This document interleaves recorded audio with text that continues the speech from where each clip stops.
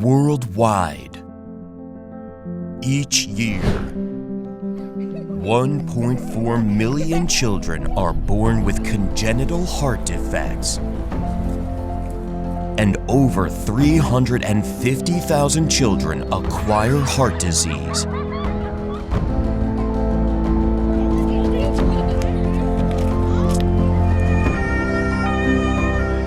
You are taking care of them.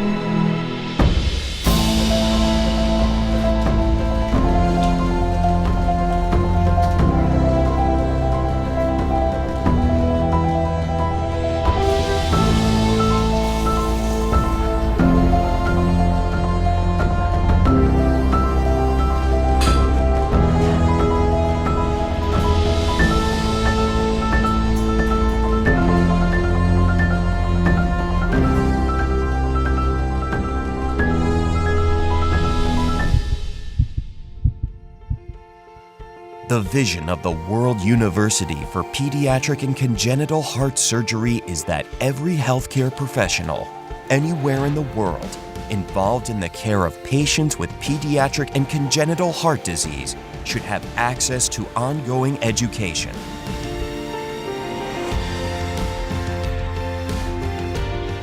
Education, communication, mentoring, knowledge everywhere and for all.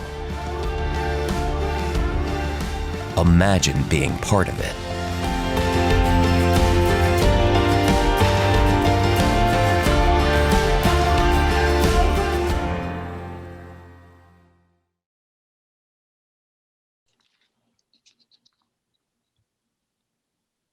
Okay, I think it's time to start. Good morning, good afternoon, and good evening to everyone in all regions of the world. On behalf of the World University for Pediatric and Congenital Heart Surgery and my co-chairs colleagues, Dr.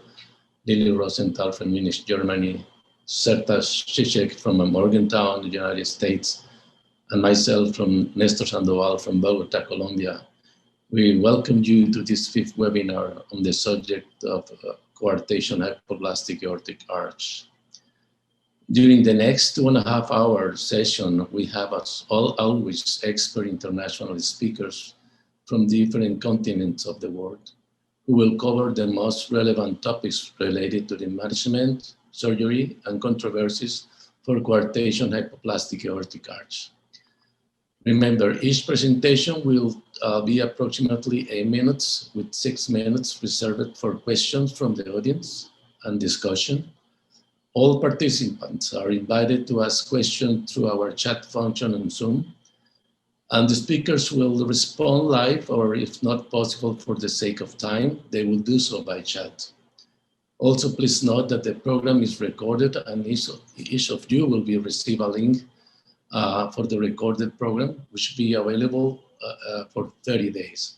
So I think it's time to start our program, and welcome to this webinar of your society.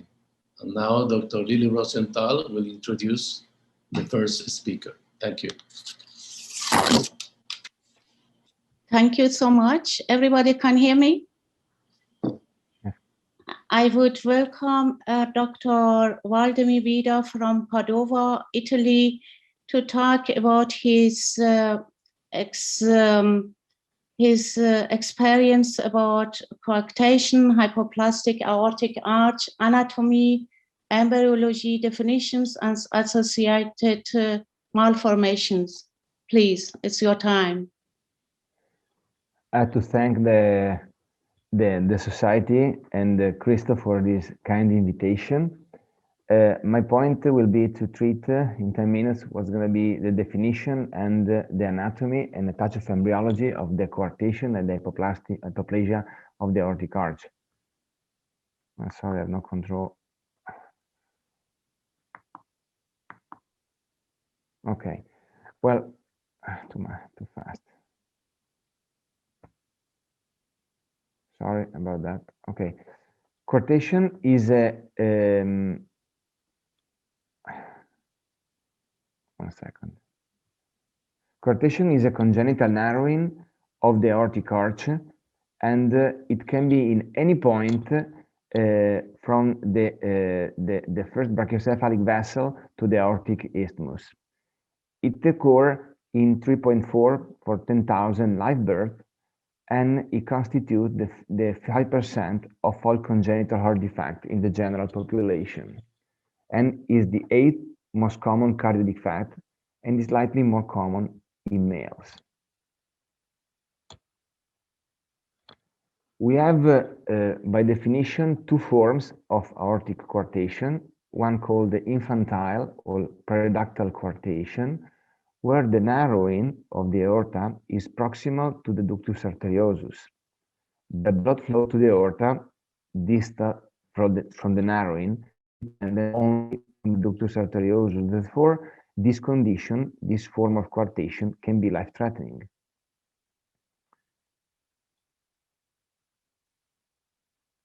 And the response of my okay.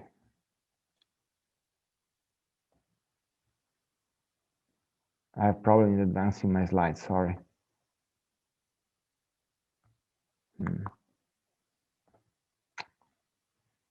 Okay, so this is the response of my laptop is not completely correct. So here we have a representation. We have 3D images, 3D reconstruction for a CT scan of patient with coarctation, and a pair. We have the 3D printed forms of the hearts with these kids. You can see with the asterisk the PDA. We have the PDA that is continue with the descending aorta, and from the back view you can have the view of one of the associated problems in patient with coarctation, that is the hypoplasia of the transverse arch, and the black arrow is indicating both in the 3D reconstruction and in the 3D printed model what is the hypoplasia of the aortic arch. Then the other form is the adult or postductal, where the narrowing is at the level or distal to the insertion of the ductus arteriosus, and even with an open ductus arteriosus, the blood flow to the lower part of the body can be impaired. We have here a 3D printed model of postductal coarctation. Here we have also you can see the narrowing just at the level of the ligamentus arteriosus. Here we have no ductus arteriosus, and in association in this form we have a dilated ascending aorta, and this patient had also a bicuspid aortic valve.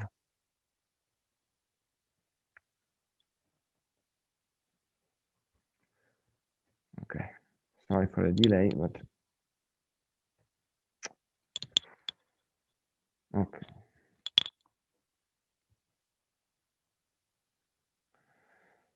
So the development of the aorta takes place during the third week of gestation, and is a very complex process that can lead to a great variant of congenital anomalies and pathologic forms of congenital heart disease. In the normal fetus, the left forearch forms the aortic arch, while the right regresses. The pulmonary arteries develop from the sixth arch, the distal part of the left forming the ductus arteriosus, while the one on the right regresses. So the abnormality of coarctation of the aorta is a result of the defect in both fore left and sixth pharyngeal arch arteries, and it can be explained by two theories. The first theory is the blood flow theory, that holds that coarctation of the aorta form because of a lack of fetal blood flow across the aortic isthmus. This explains well the high prevalence of this defect, and is also largely associated with other congenital heart defects, mainly ventricular septal defect, atrioventricular septal defect, or obstruction on the left side of the heart, mitral or aortic stenosis or others.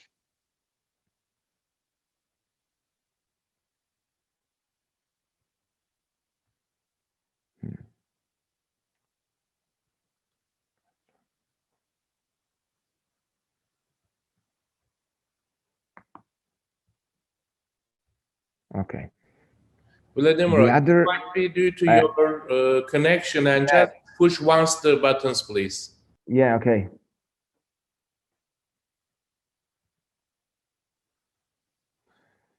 So the other, okay.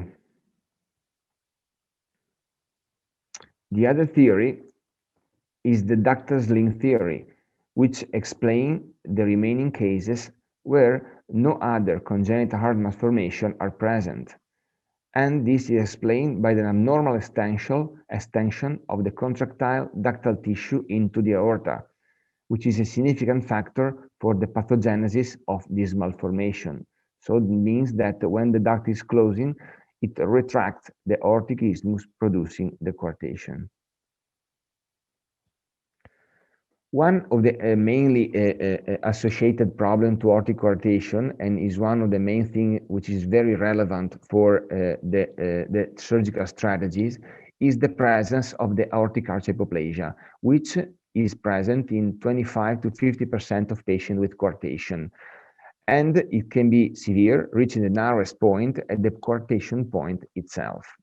By definition, the hypoplasia of the aortic arch is defined as where the aortic arch diameter is less than 50% of the ascending aorta or the ascending aorta. And we can have the aortic arch index calculation, where we have a ratio between the measurement at the level of transverse arch divided by the measurement at the level of the ascending aorta. We have a pathological series from the group of Leiden, where the mean value for the aortic arch is 50% of the ascending aorta in normal patients, and usually in other series we have the report of the aortic arch index between 0.76 and 0.66. The hypoplasia of the aortic arch is defined as severe when it is lower than 25% of the diameter of the descending aorta. And this is usually the cutoff point to decide whether or not to intervene also on the aortic arch. And this is also related to the type of surgical approach we later will be discussed.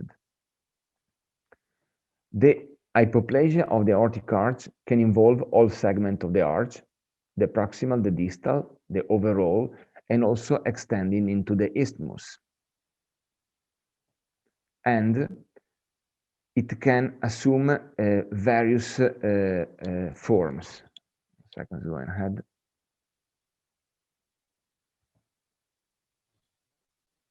And maybe my connection is not too good.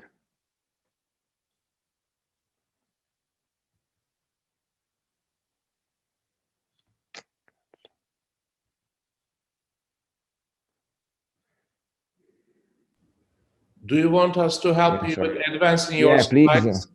If Grant can advance for me, the slides will be better. Yeah, because we're short of time. Yeah, please, Grant. Okay, go ahead, please. Okay, and you can assume various forms. The one where the innominate artery is close to the both brachiocephalous vessels are in common is called the bovine trunk. The coarctation can be associated to a genetic origin, where the 10 to 17% of patients with Turner syndrome may have a coarctation of the aorta, and the aortic coarctation in Turner syndrome patient is also associated with the presence of the bicuspid aortic valve. Go ahead, please. Like other associated conditions present in the malformation are present usually respecting the first theory, the blood flow theory, where other associated intracardiac anomaly may be septal defect or mitral stenosis, aortic valve stenosis, go ahead, and other more complex malformation can be present like single malformation or associated malformation, like in the Shown syndrome. Go ahead, please. where multiple obstructive lesions can be also present at the same time, like subvalvular mitral membrane, parachute mitral valve, muscular or membranous subaortic valvular stenosis, bicuspid aortic valve, and intracardiac anomalies. Other associated complex anomaly which can be present with decoartation are detransposition with ventricular septal defect, Taussig being the ORV, and hypoplastic left heart syndrome. Go ahead, please. In addition to congenital malformation, we can also have the presence of acquired malformation that can be present in older children, where older than 4 years, or in adults. We can have the enlargement, the progressive enlargement of collateral blood vessel around the coarctation that brings blood from the upper body to the lower part of the body, the intercostal circulation that can produce the classic rib notching and inferior aspect of the ribs, which can be seen at the chest X-ray. And many patients can develop marked subendocardial fibrosis due to the presence of systemic hypertension. Thank you. And I'm very sorry for my bad connection that make me go out of time. Dr. Vida, we appreciate and thanks for the excellent presentation. At this time, I did not receive any questions from the audience. I think we could move forward with the next presentation. Thank you very much, Vladimiro. Thanks, Sertac.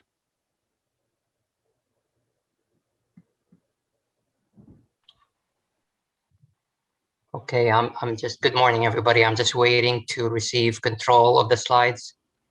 You are muted. Can you guys hear me? We hear you. Yes, very Okay. well. And I'm just waiting to receive control of the slides, please. Just click on the screen. Okay.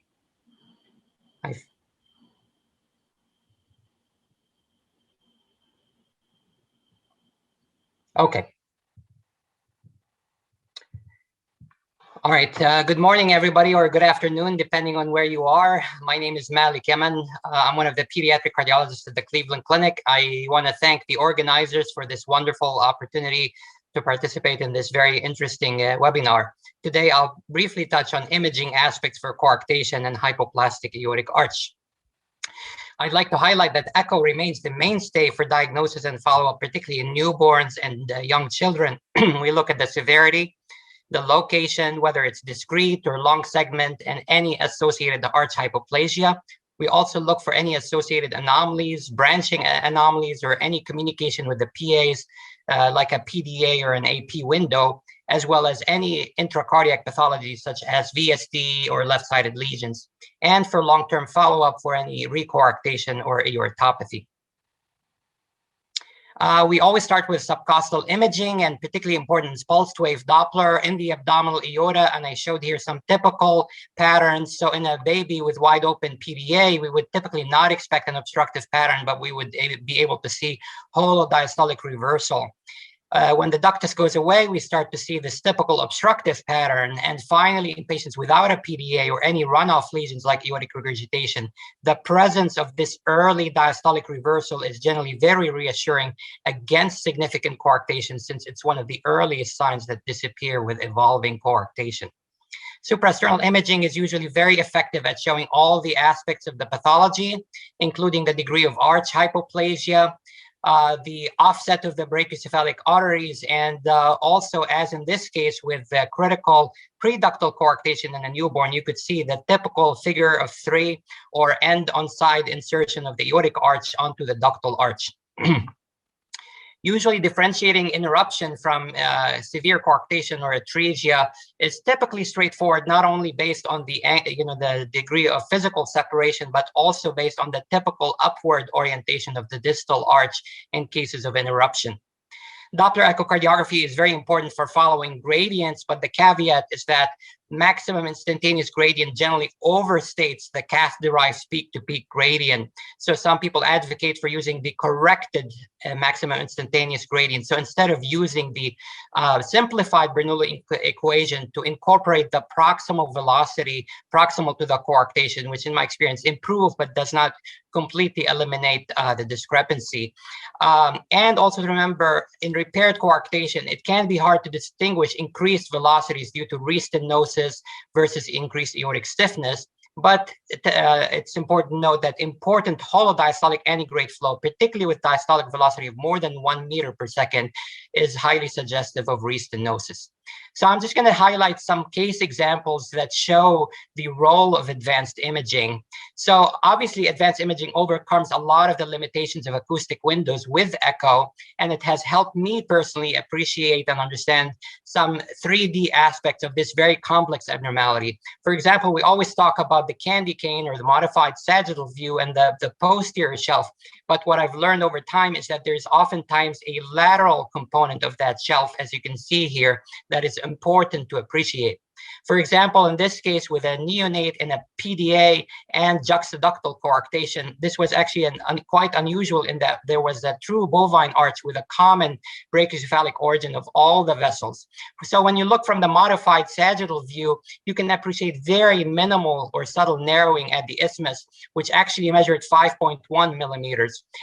So do you let the ductus close in this case, or do you actually take the baby to surgery? When we looked closely in other views, modified axial and coronal, we were able to appreciate that lateral narrowing or lateral shelf to about 3 millimeters. We decided to take the baby to surgery, and the surgeon did confirm that there was a clear posterior lateral coarctation shelf. So these views are very helpful. Delineation in 3D of all the branching pattern, whether there's an anomalous right subclavian, such as in this case, as well as the relationship of the coarctation segment to the brachiocephalix. In this case, that aberrant right subclavian was very close, but not quite involved with the coarctation.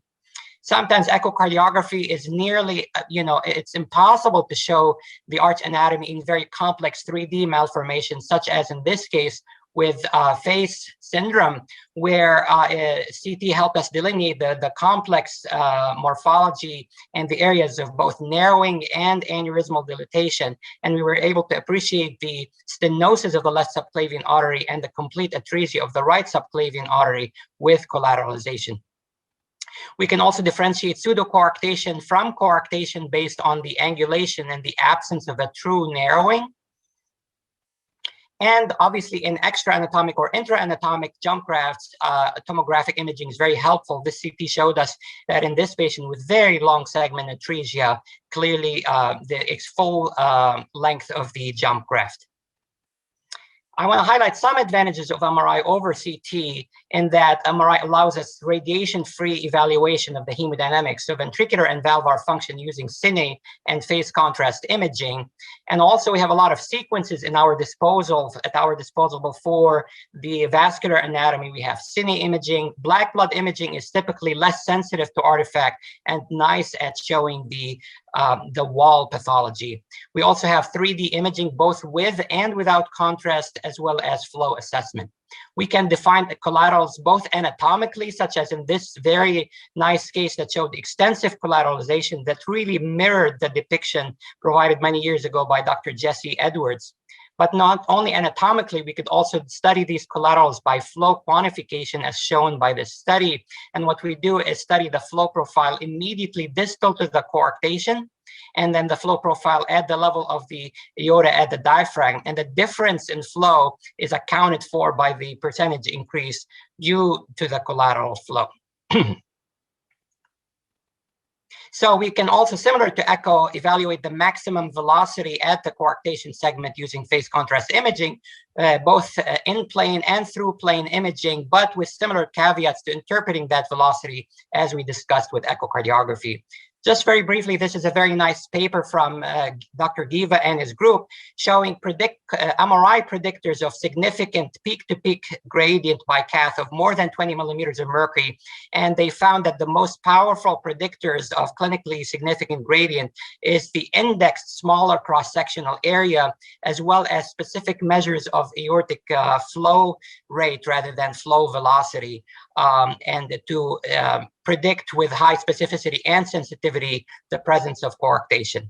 We use obviously advanced imaging for planning for percutaneous intervention, for identifying the ideal stent size, the landing zone, as well as the optimal fluoroscopy angles for deployment. And this is particularly helpful in cases of atresia or near atresia, as you see in this case. Stent is a problem on MRI. It causes artifact on most sequences, contrast MRI, cine MRI, as well as 3D non-contrast imaging. And in those scenarios, as I mentioned, black blood imaging typically eliminates a lot of the stent artifact and shows us the lumen very nicely. Stent is much less of a problem on cardiac CT, but as you can see from this paper, which studied the different extent of stent artifact, both on the wall as well as the lumen for various stents, they found that certain stents, like the CP stent, produced more artifact, as you could see in this same patient. We use it for surveillance, which is very important. It's part of the guidelines. We should really use advanced imaging no less frequently than every 5 years. We look for certain complications. This is a case of a male who had the whole different types of repair. So end-to-end anastomosis, patch angioplasty, and finally a jump graft. And what we found on surveillance was evidence of a pseudoaneurysm here, probably in the area of previous patch repair that was watched very closely over time. We survey for concomitant aortopathy very carefully, and important here is the rate of change, and we have very nice normative value by MRI for the aorta at various segments. And we know that MRI provides both larger measurements and more reproducible measurements than echocardiography. What about in stat situations, emergency situations? Unfortunately, in about 1 to 2% of cases of coarctation, you could have aortic dissection. This is a case of an 18-year-old male who had sudden collapse and had no known past medical history and was found to have significant type A dissection, as you could see here in these images. And lo and behold, he had unrecognized severe coarctation with extensive collateralization. So in summary, echo is the main workhorse for all aspects of arch imaging, particularly in newborns and children, as well as for surveillance for re-coarctation and aortopathy. Advanced imaging, helpful to confirm equivocal neonatal cases, for complex 3D arch anatomy, for procedural planning, for delineation of jump grafts, for surveillance for any aortic complications, and finally CT for stents and for stat situations is very helpful. Thank you all so much for your attention. Dr. Malek, thank you for the excellent presentation. I have a few questions received addressed mostly regard to choosing any technique over echocardiography. You know, in many places, echocardiography is the first imaging modality, and most of the cases go with the echo. When do you choose to add additional advanced testing to echocardiogram? This is the first question. The second question addresses with regard to the surgical approach as either thoracotomy or median sternotomy. If you have difficult imaging with echocardiogram, how do you decide surgical approach, either thoracotomy or median sternotomy, to address this patient? Okay, so to start with all the questions, thank you. These are very good questions.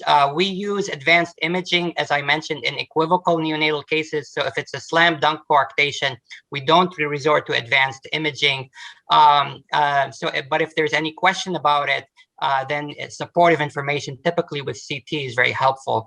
Also for older children, for complex arch anatomy, as we mentioned, if we have any intracardiac pathology, shunts, etc., or whether ventricular hypoplasia or function is a question, then MRI can be very helpful for ventricular size and function.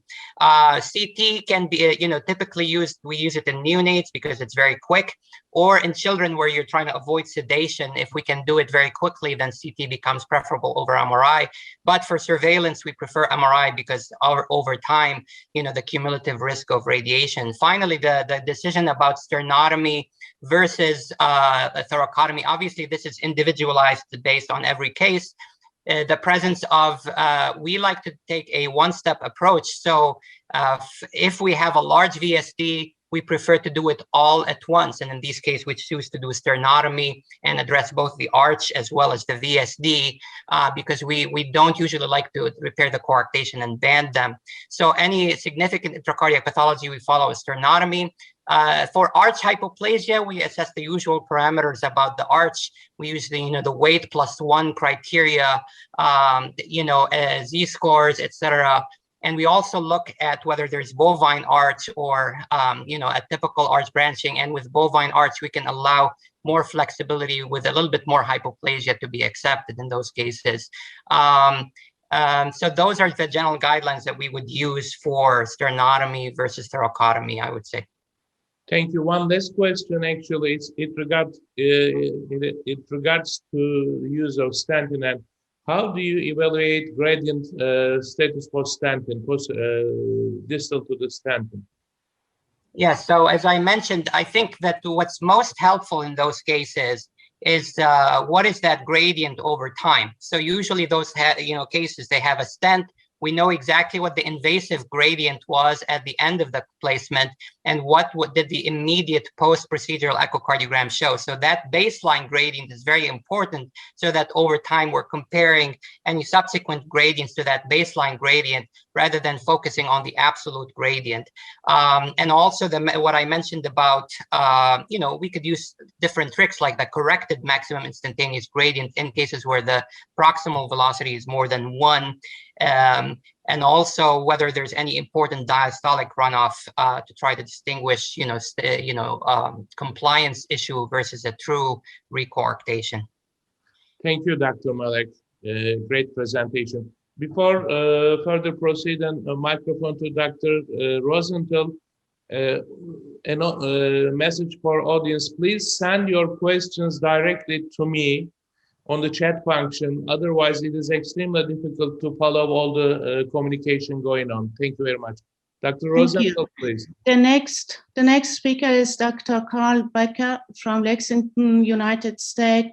I will welcome him to present his experience about neonatal coarctation, hypoplastic aortic arch, and surgical repairs via left thoracotomy. Hello, Mr. Becker. You are very welcome.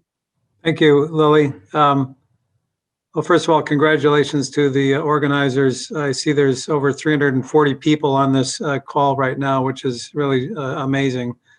And thank you for inviting me to participate in this conference. Hopefully I can advance the slides appropriately, we'll see. Well, I'm going to talk to you about our experience with surgical repairs via left thoracotomy. So I want to start by recognizing Dr. Joseph Amato, who in 1977 first described the technique that we have been using now for over 30 years, the resection with extended end-to-end anastomosis. These are the images from his publication in the Annals in 1977 that shows how you could actually, via left thoracotomy, repair a coarctation with a hypoplastic transverse arch successfully.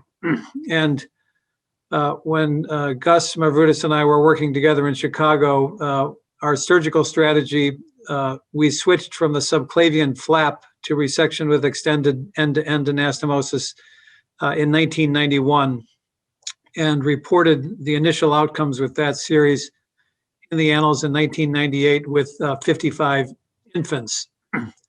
Then 10 years later in 2009, we reported on 201 patients. And then most recently, Melanie Groppler, who was a cardiology fellow, looked at our results from January 2000, a 20-year experience with 251 patients, and this was published in the Annals in 2019.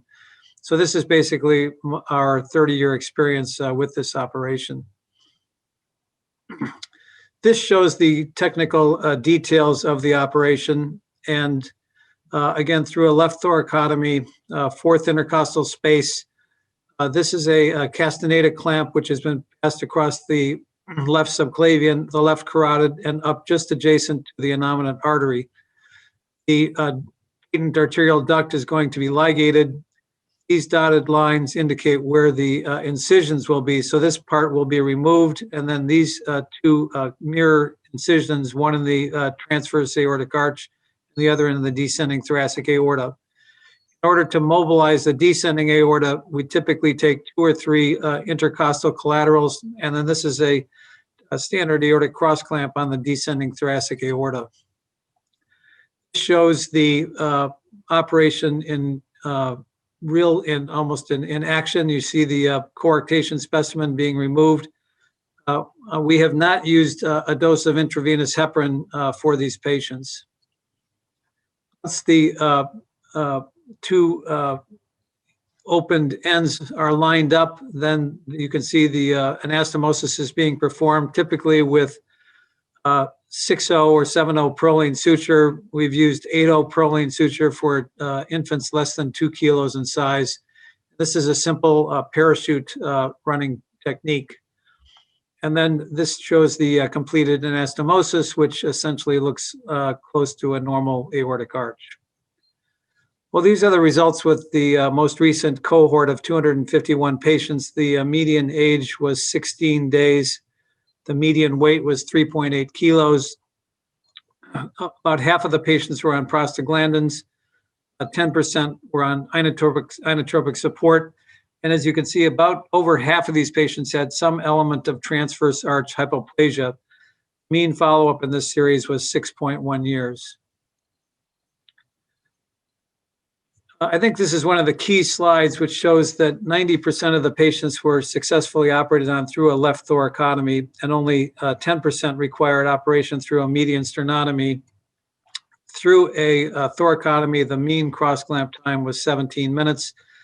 Through a sternotomy, we used either in the early part of the series, deep hypothermic circulatory arrest, and the later part of the series, modified cerebral perfusion. The mean time was 22 minutes. There was no operative mortality. There were 3 late deaths. And I think this is, again, an important point, is there were only 4 reinterventions for re-coarctation. 3 of those patients had been operated on through a thoracotomy, 1 through a sternotomy. And 2 of the patients had a successful balloon angioplasty, and only 2 patients required a reoperation. And this is a Kaplan-Meier curve, shows the freedom from reintervention going out to 15 years. And when you look at the variables to see what would be statistically associated with the intervention, you'll notice that the surgical approach, median sternotomy or thoracotomy, was not associated with the need for reintervention. The other thing that we looked at, and this was of interest to our cardiology fellow, Melanie, who did the study, was how many of these patients had late hypertension. And for the 183 patients that we had accurate blood pressure information on, only 18% had hypertension as noted either by blood pressure greater than the 95th percentile, documentation, and a clinic note. Interestingly, only 3 patients were actually on antihypertensive medications. So I think that's a pretty good outcome. The other interesting part of this review, and I think this will answer some of the questions about whether you should approach the patient through a thoracotomy or a sternotomy, is that we looked at the transverse arch Z-scores, and looking back retrospectively, the patients that had a thoracotomy, the transverse arch, proximal transverse arch Z-score was about a -3. For those that had a sternotomy, it was closer to -4. We also looked at the distal transverse arch Z-score, again, about 2.5 versus 3.5. Then if you do statistically do a cut point, you can determine that the majority of patients that had a proximal transverse arch Z-score that was greater than a -4, we were able to operate on through a thoracotomy. And the other patients, rapidly, we went to a sternotomy approach. Same thing with the distal transverse arch Z-score. So in conclusion, we feel that resection with extended end-to-end is the procedure of choice for coarctation based on this 30-year experience with nearly 300 patients. More than 90% of these patients can be successfully managed via left thoracotomy. Our series shows a low mortality, low reintervention rate, and a low incidence of late hypertension. And we recommend a median sternotomy when the proximal transverse arch Z-score is less than -4, or the distal transverse arch Z-score less than -3. A final comment that I'll make kind of off script to answer some of the questions about echo and CT. I have actually, in the current era, preferred to get a CT image on almost all patients, feeling that every possible anatomic piece of data that I can have prior to doing the coarctation repair is important for having an excellent long-term outcome. Anyway, thank you very much. It was a pleasure presenting this, and I'm happy to take any questions. Carl, great presentation, and thank you sharing your long-term experience with the results of coarctation repair. Few questions addressing the same topic. How do you address very proximal hypoplasia between innominate and left carotid artery? Well, again, that we use those transverse arch Z-scores, and again, that's where I find the CT imaging to be so helpful to try to determine whether or not I think I can get a clamp safely proximal to the transverse arch narrowing, or if I will need to be safer to do it from a median sternotomy approach. And a second question regarding the use of partial left heart bypass in some patients. And do you ever use left heart bypass? And if so, what are the criteria? Yes, we actually, Gus and I wrote a paper about partial left heart bypass, mostly for older patients with coarctation, where we would typically monitor the lower extremity blood pressure through the femoral artery. And if the test clamping of the aorta, if the distal pressure in the femoral artery drops below 45 millimeters of mercury, then we would use left heart bypass, typically from the left atrial appendage to the descending thoracic aorta. I have not required that, and all of the most of these patients in this series were neonates and infants, less than a year of age, and in that patient population, I've never had to use bypass and have not had any spinal cord complications. Okay, and a question regarding heparin, but it was already addressed. Dr. Becker does not use heparin Correct. For any cases. And one question, how you address aberrant right subclavian artery? Again, that's a tricky situation, and again, that's where I find the CT imaging and trying to, in my mind, predict what the best technique would be. Some of those aberrant right subclavians I have actually ligated in newborns, but most of the time I'm able to incorporate it somehow into the reconstruction. And one last question before further proceeding. Do you ever recommend balloon angioplasty before surgery on any cases, or what is the timing also for asymptomatic cases, preferred timing? Okay. Well, for ballooning, we have definitely had a few patients that presented with severe left ventricular failure, late diagnosis. And in those patients, we actually haven't ballooned them. Well, I guess we ballooned them and put a little stent in temporarily, allow the left ventricle to recover, and then go back and do the operation typically within 2 weeks. after the ventricle has recovered, and you can just pull the stent out without any difficulty. And that is a nice way of taking care of a very sick infant. As far as the, what was the, sorry, the second question was? Timing for asymptomatic Oh. patients. Right, for an asymptomatic patient, I think that once you make the diagnosis of a coarctation, you should, do the operation. So I would just put them on the elective schedule within, weeks or, of making the diagnosis. Thank you, Carl. Thank you, Sertac. Nice to see you. To see you. Thanks much. Dr. Rosenthal, please. The next speaker is Dr. Rudolf Mair. He wants to present his experience in neonatal coarctation, hypoplastic aortic arch surgical repairs via Sternotomy. Lieber Rudi, willkommen. Vielen Dank. So, Mrs. Chairman, dear colleagues, first of all, thank the World University for letting me participate in this webinar.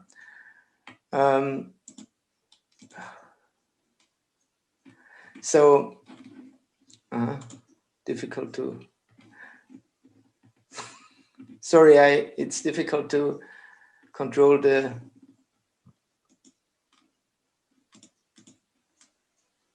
can we go back?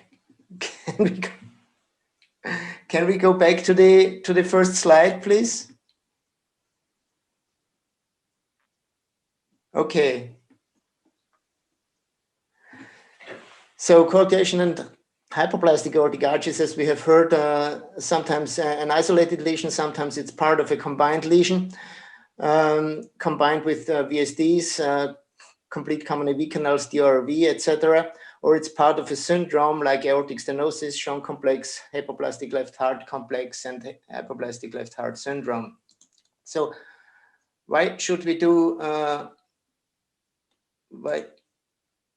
why should we use a sternotomy for operating coarctation and hypoplastic aortic arch?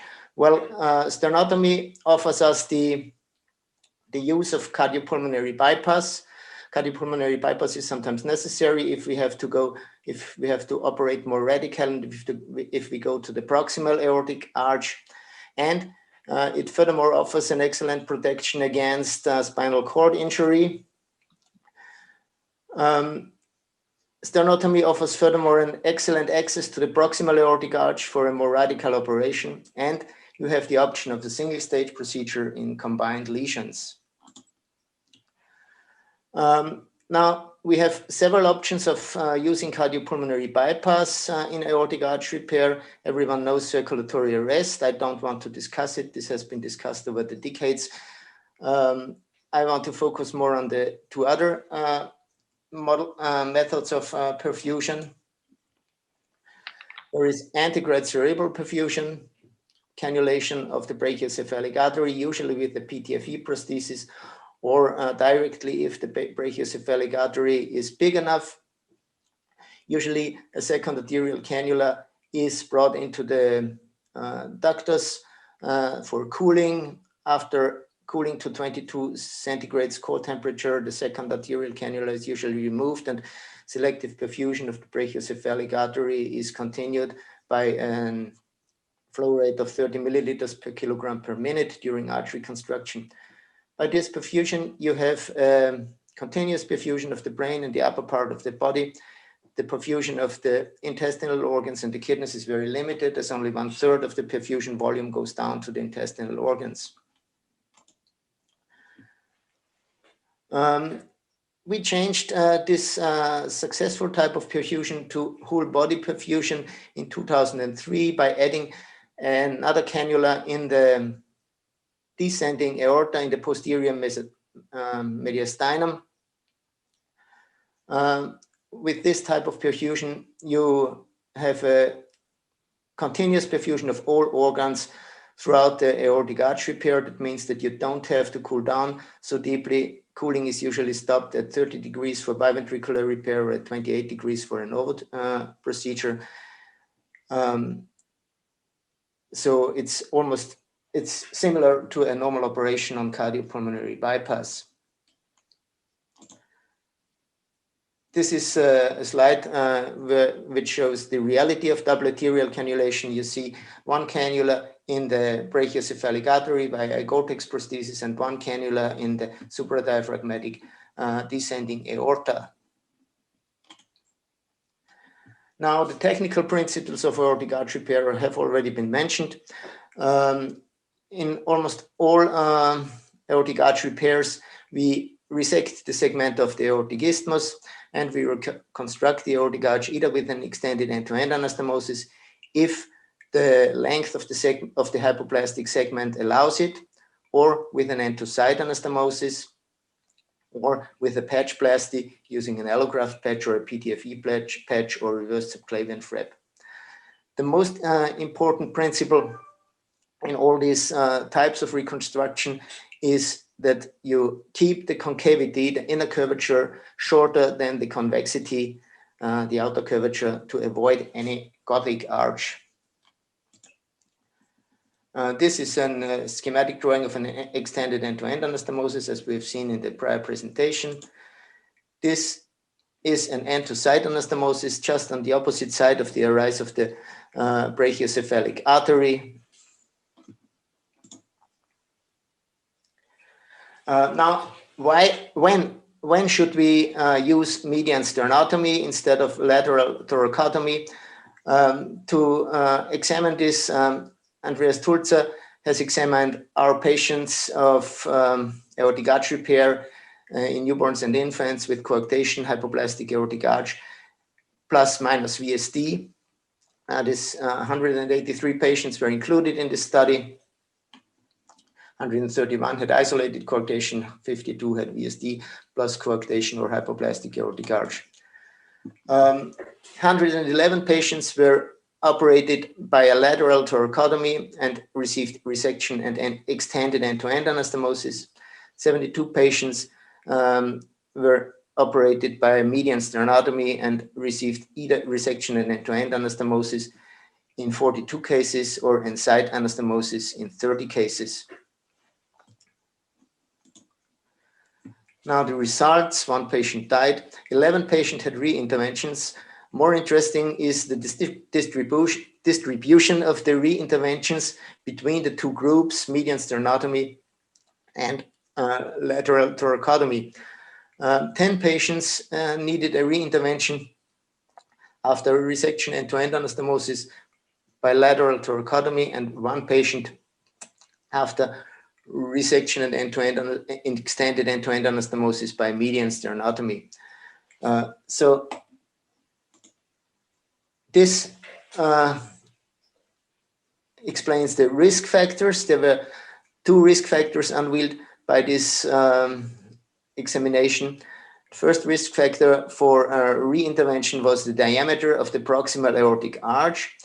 The non-re-intervention group showed a median C-score of -3.3, and the re-intervention group showed a median C-score of -5.7. This was a highly significant difference. And Andreas Tulzer calculated the ideal cutoff value to extend the operation to the proximal arch and do it from a median sternotomy by a C-score of -4.509. Not surprising, an extended end-to-end anastomosis by left thoracotomy was a risk factor in this comparative study because of the limited access to the proximal segment of the aortic arch. Now, patchplasty, I mentioned this initially. We use patchplasties only in cases of limited length to avoid compression of the structures underneath the aortic arch, like right pulmonary artery and left main bronchus. And it's used usually in combination with procedures where the aortic root is widened significantly. So in complex aortic root replacement procedures like the Connor procedure or the Ross-Connor procedure, we use this in 27 Ross-Connor procedures, for instance, and of course in the Novot procedure. we use a symmetric patch, which is curved in two planes. The concavity is of course shorter than the convexity. This principle is also followed by the patch. The patch material is either homograft pulmonary bifurcation or PTFE. There are prostheses available that have a trumpet-formed end. The implantation site is exactly the inner curvature of the aortic arch. And my colleague Ifasam has examined the use of the PTFE patch in our normal procedures, and these are unpublished data, of course, but the node procedures in our unit from between 2007 and 2018, it were 224 patients. We used PTFE patches in a similar number as homograft patches, and there was no difference in restenosis. The restenosis rate of the whole group was 3%. So it's obviously not the patch material that causes the restenosis. Now, as a summary, let me say, if the size of the proximal aortic arch is in doubt and the Z-score is less than -4 of the proximal aortic arch, it's probably better to use a median sternotomy and go for a more radical operation, maybe an end-to-side anastomosis. And if there is any sign, any anatomic sign of a high risk of paraplegia, for instance, an aberrant right subclavian artery, sorry for that, better use a median sternotomy and use cardiopulmonary bypass to avoid spinal cord injury. Thank you very much. Dr. Mair, thank you. Great talk. Just few questions regarding the routine use of descending aortic cannulation. Do you routinely use it, or do you select patients for the descending aortic cannulation? No, I use it on a routine, yes.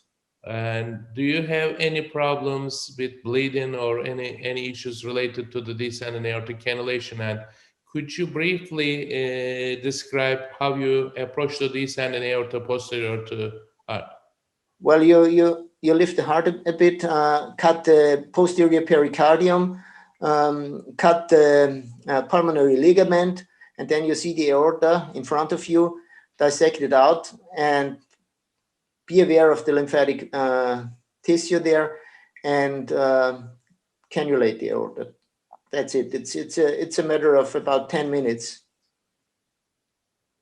And any complications like bleeding or any other complications? No, we didn't have any bleeding complications. Actually, there were no real complications in the beginning. When we used it in the beginning, we had 2 or 3 patients with a bit more chylum secretion, but this is long ago. And then one last question with regard to the flows on the 2 separate cannula. How do you adjust that flows if the cannula sizes are different with your cardiopulmonary? Well, the cannula sizes must be equal.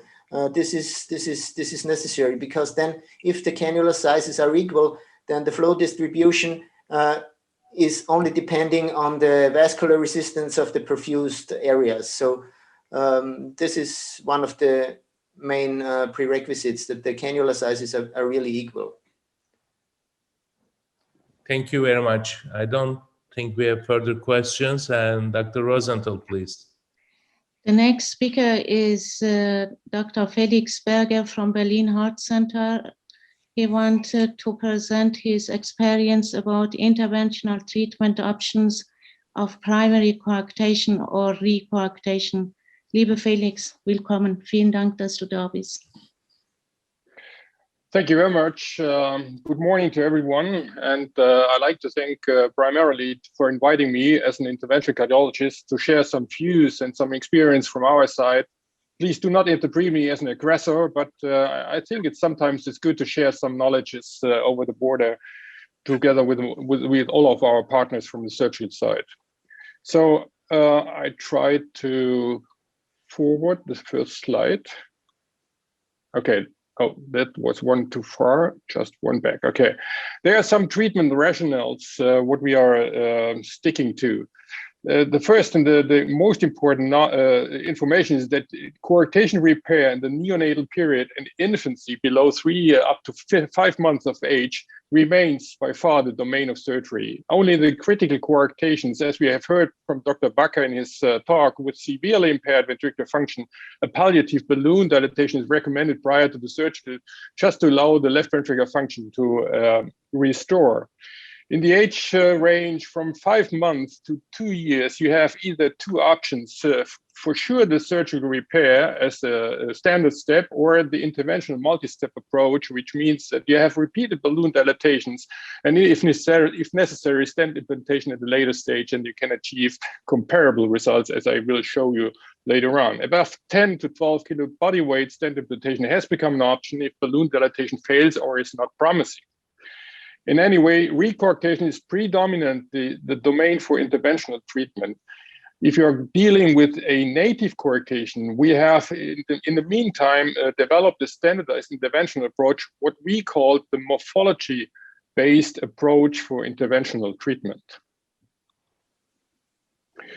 If you look at the balloon dilatation at all, you can achieve a very nice result over mid to nearly long term, comparable if you are dealing with recurrent or native coarctations. But, and that is the other side of the medal, you have an aortic wall injury in roughly 10% in the immediate course, and you have an aneurysm rate increasing over time with a rate at intermediate follow-up up to 26%.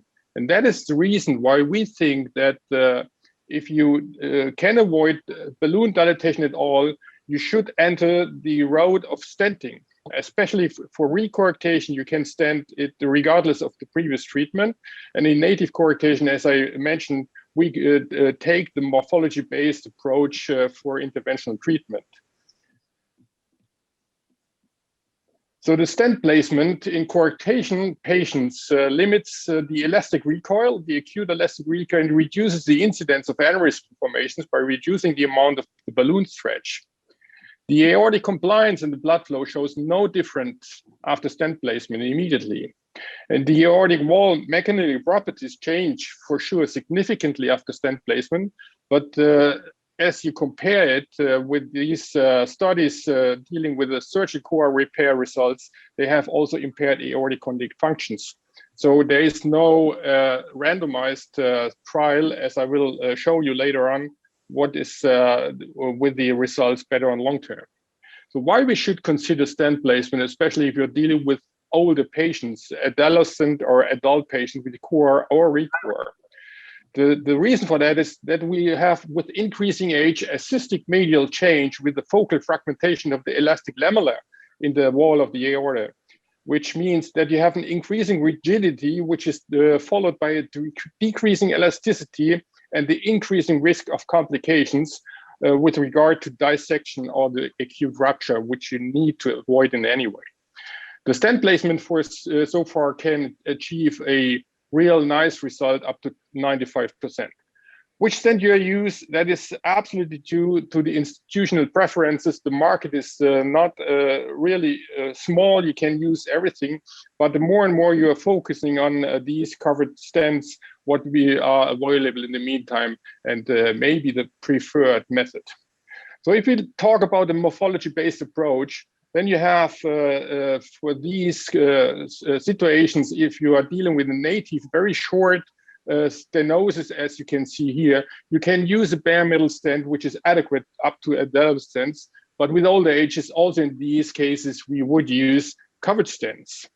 But if you see kinks and stenotic regions at the aortic isthmus, it is necessary, if not mandatory, to deal with, to repair this with a covered stent. And especially if you have long extended narrowed stenosis, a covered stent is not avoidable. You should use it mandatory. In the older patients, you all know these pictures. You have severe and extended coarctations combined with kinking. And also for this, the use of the covered stent is mandatory. important is that you are not trying to expand in the initial phase up to a maximum diameter. This should be achieved in a second step later on because of the radial stress on the aortic valve walls, just to avoid any problems. Even so, in patients, if you have restenosis with aneurysm formations, you need to use long stents, 18 millimeter in length, on balloons, mounted on balloons 18, with a reshaping with 22. And here you can see the long stent just placed in the long sheaths being implanted. And as I pointed out, not to achieve at the narrowed part the maximum diameter. This is due to a second step later on. But the result is nicely to achieve. If you look from the initial part to the result there is no real significant gradient afterwards. But in 3 months, 4 months time, if you have an ingrowth of the stent into the endothelium, then you have the option to get it larger and get rid of any residual gradient. Here you can see a restenosis, which has been transferred to our unit after a prior balloon dilatation. And that is what I have mentioned initially, that you have the risk, if you are going for balloon dilatation alone, that you have a wall injury, which can form these significant aneurysms.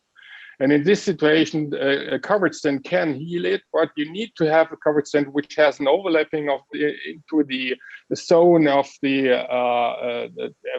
healthy part of the aortic wall, and this is important to note. So if you look at the stent placement, you have extremely rare procedural deaths. The aortic rupture, which is a real problem, is less than 1%. You have very low incidence of aortic wall injuries. Stent malpositions is very low, and the arterial access complications is roughly about 4%, and the success rate can achieve 95% in any way. So if you compare surgical stent implantation and balloon angioplasty at all, this was done by the Congenital Cardiovascular Interventional Study Consortium in the US, and you focus on the complications, the aneurysm formations, or any reobstructions, then you can see that the stent is a bit superior to the surgery, and both treatment modalities are much superior than balloon dilatation as well. And this is also true for the intermediate follow-up in this with the integrated imaging. So if you look at the covered stents, you can achieve very nice immediate results with regard to diminishing and getting rid of the gradient and to the enlargement of the stenotic segment. And the major complications, as I pointed out, is low. And in these situations, there was one death, which was a few days later to a cerebral anoxia, and then one aortic dissection, which could be dealt with a surgical approach secondarily to that. Sorry, just one back. This is a Cochrane database systematic reviews to rule out what treatment modality may be best, surgery or stent placement. And they have to point out that there is insufficient evidence to prove which is the best treatment for coarctation of the thoracic aorta, open surgery or stent placement. That means if you want to compare which is superior or which is mandatory first treatment of choice, in any way we needed randomized controlled trials to answer this.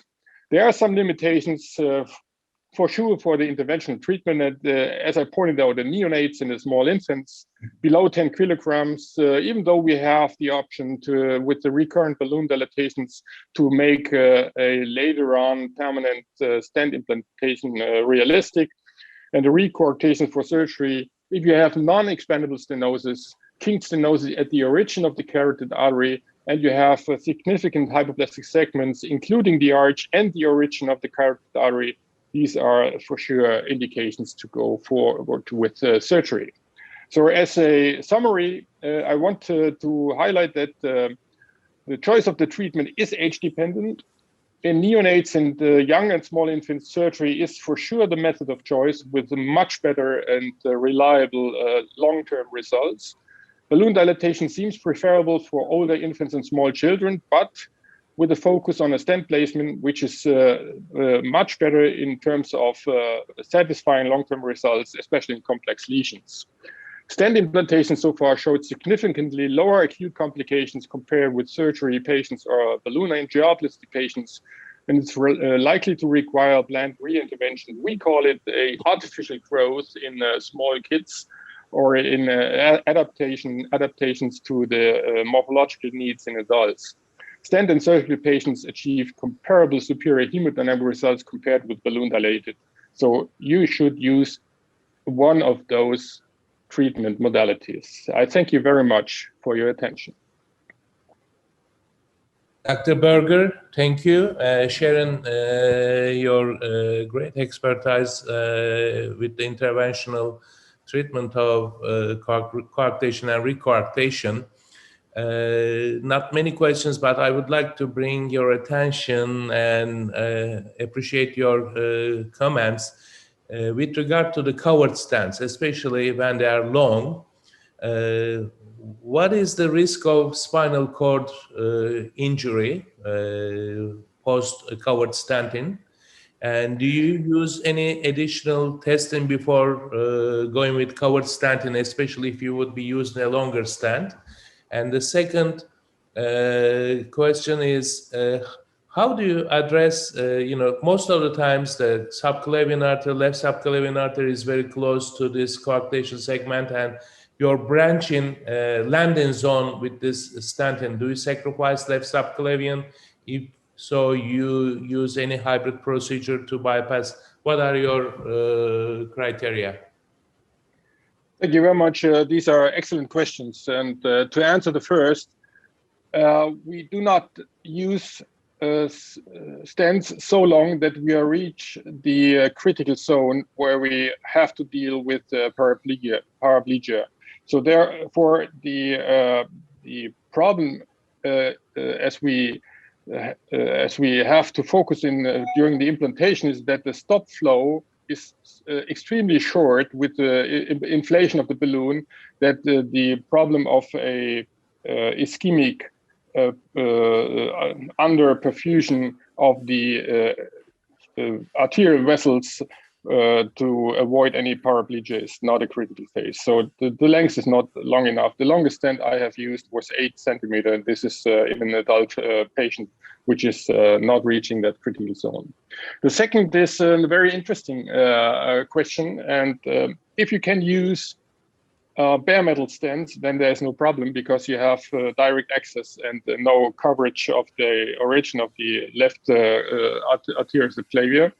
But if you have to use covered stents, then we normally reopen the entrance to the left subclavian artery via a direct puncture coming from the vessel from the arm.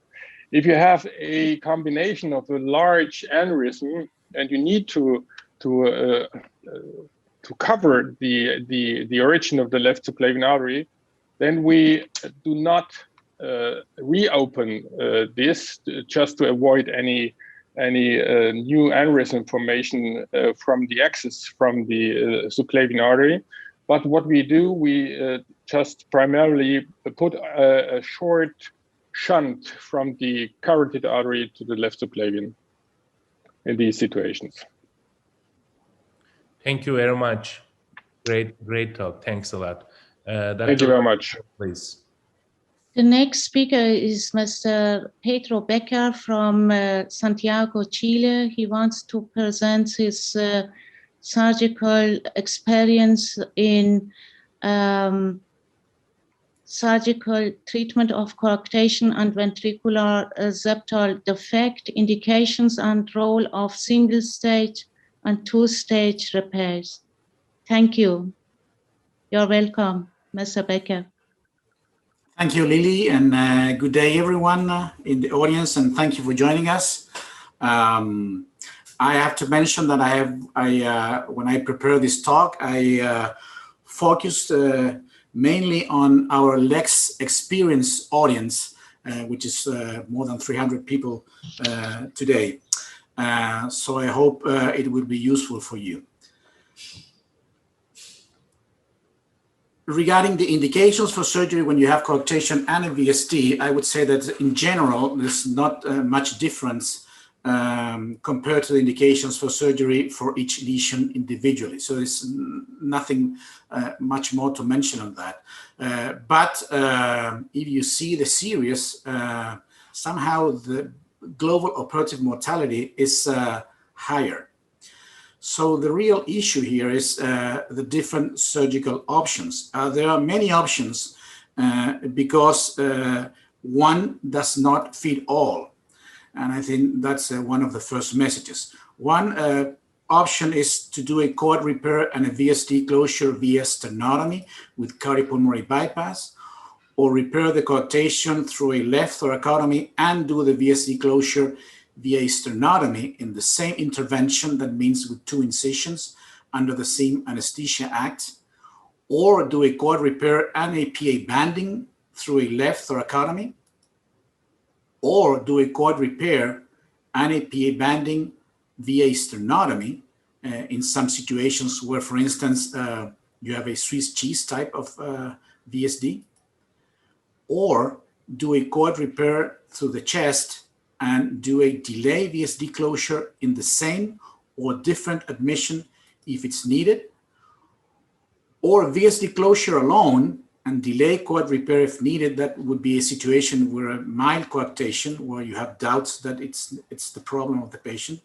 or a cord repair alone via sternotomy and do a delay VSD closure if needed.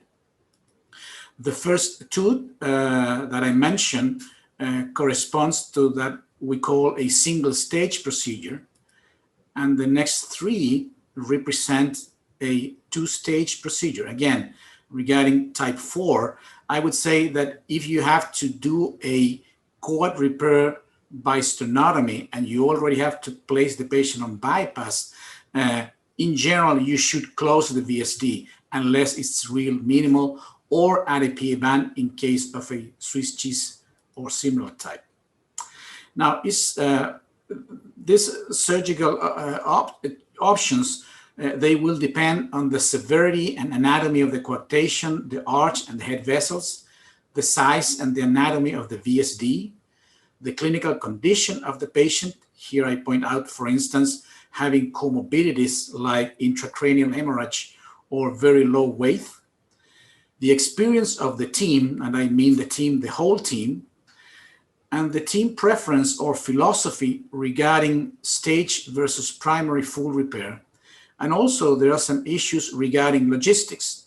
For instance, in our experience and in many, we receive patients from far away, 1,000 kilometers away. And if you plan a stage procedure, you have to be very careful with follow-up of those patients. Now, is there out there any evidence-based medicine to support one strategy over the other? Well, I would say it's very little because of lack of suitable studies. As you can imagine, a randomized controlled trial are almost impossible in this scenario. And also propensity score match studies are very unlikely to be performed. So what we mostly have is retrospective studies, but they compare different strategies with a selection bias already. Of course, each one has some pros and cons that we will mention, but there is some data out there. Here I give you what I select to the main references that you can look afterwards with more detail. I will just go through them very quickly. This was the first multi-institutional study where they touch on the VSD and coarctation. And this first study from the 90s suggested that a 2-stage repair offered some better survival. But in response to this first paper, we have this experience from CHOP, where they presented a single-stage procedure with a circ arrest through sternotomy with a 4% mortality and with results that are similar to the previous reported studies. Also, as has been mentioned in the previous talks, this can be performed using isolated cerebral and myocardial perfusion, which is actually the way that we also do it.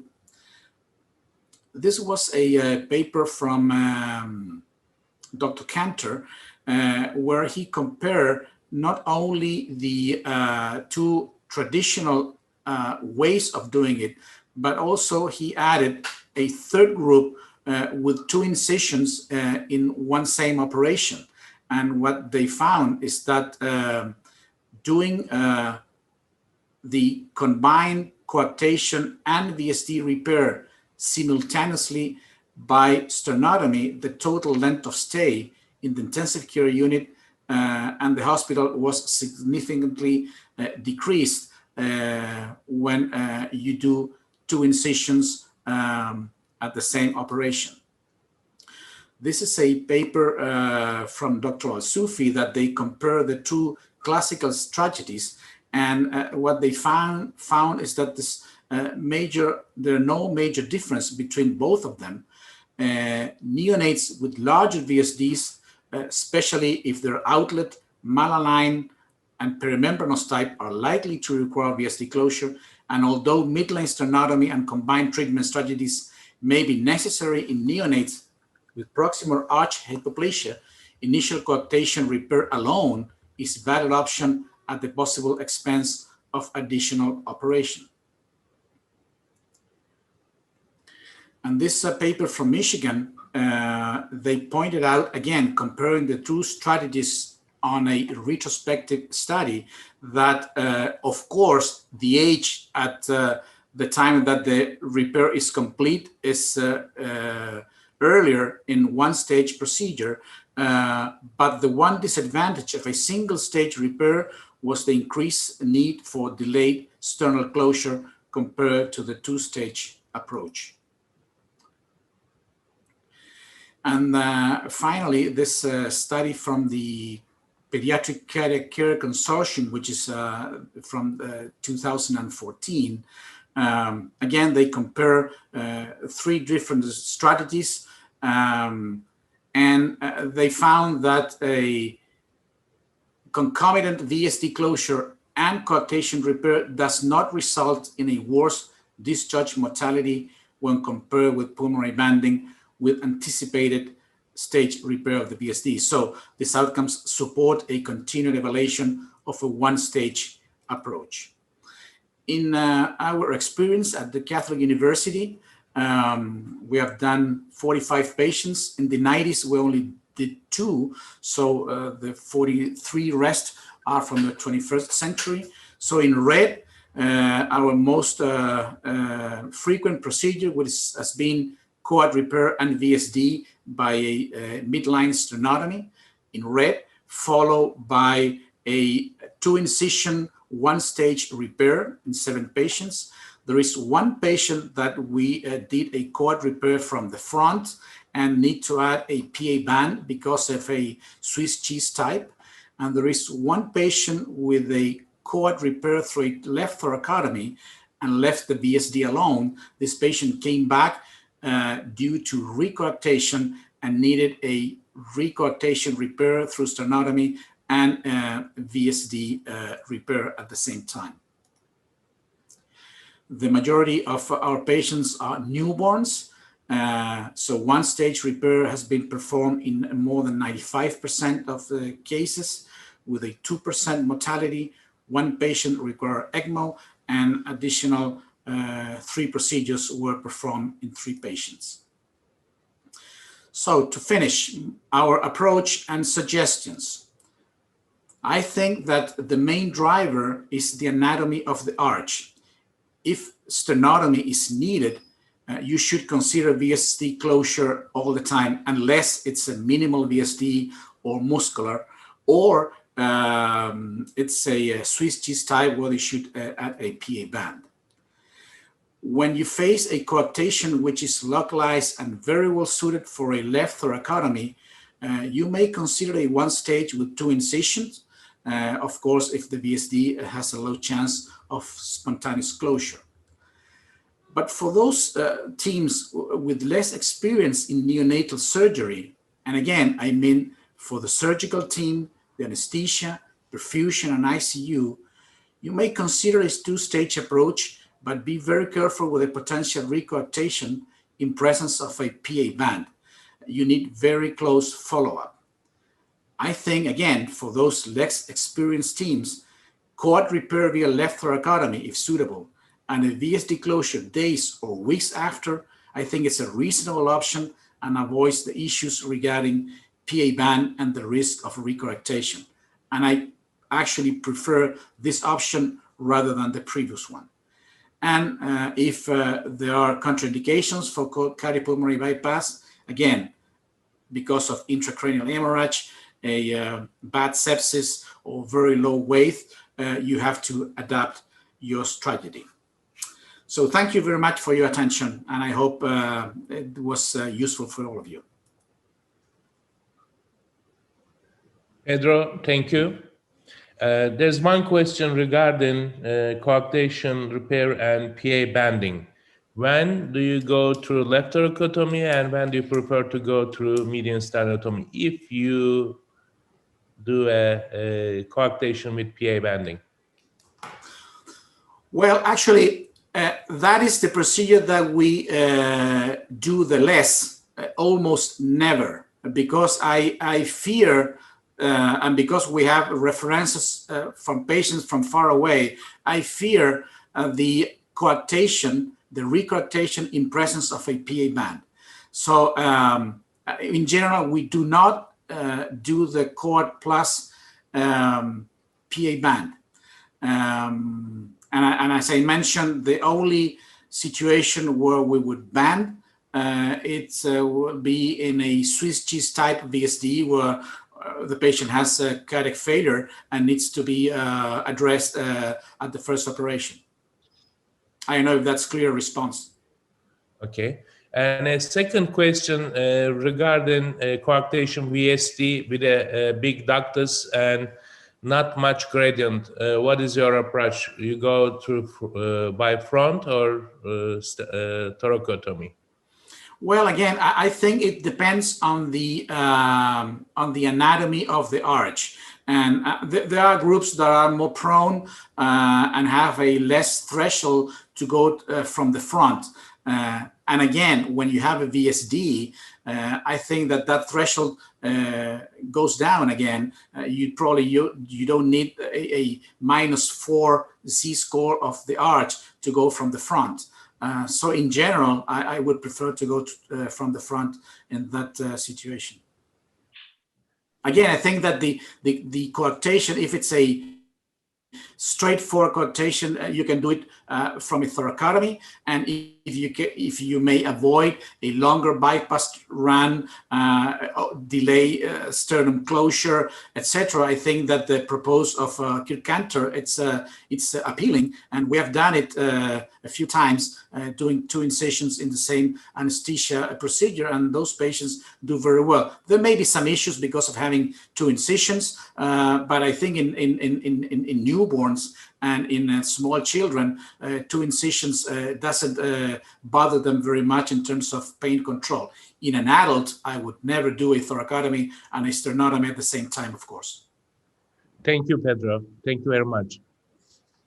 Dr. Rosenthal, please. The next speaker is Dr. Devagourou Velayoudam from New Delhi, India. He wants to talk about challenges in coarctation repair in adults. You are very welcome. Greetings from All India Institute of Medical Sciences. I am Devagourou Velayoudam. Namaste from India. I thank the organizers for this kind invitation to discuss on the challenges posed by adult coarctation. Can we have my slides? Yes, we have. Yeah, thank you.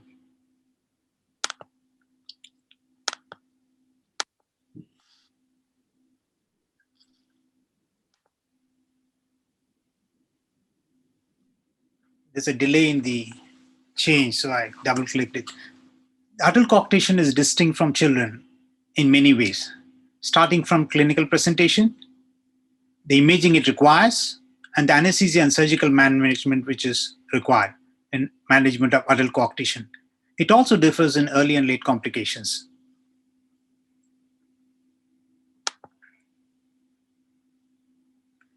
Coming into the clinical presentation, they differ from children by most of them are asymptomatic.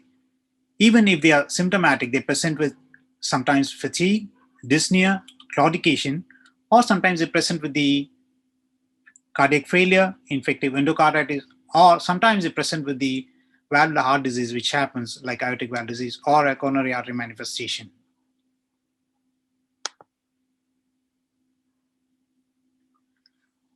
Clinical presentation, on examination, the most important thing we get is either an absent femoral pulse, or if femoral pulse is present, there will be a radiofemoral delay. In adults, it's very easy to see collaterals around the scapula, either by palpation or auscultation.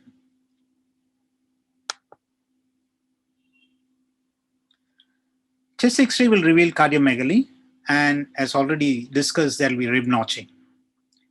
Echo, which is very diagnostic in children, may not suffice for adult population. It is mainly to look at the aortic valve, mitral valve, and the left ventricular function, in addition to diagnosing coarctation. Aortography is a gold standard, but it is often done only during endovascular procedure. So that comes to two options, CT angiography.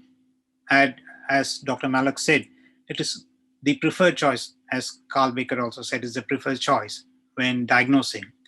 But during follow-up or surveillance, MRI is the best modality for identifying coarctation, re-coarctation.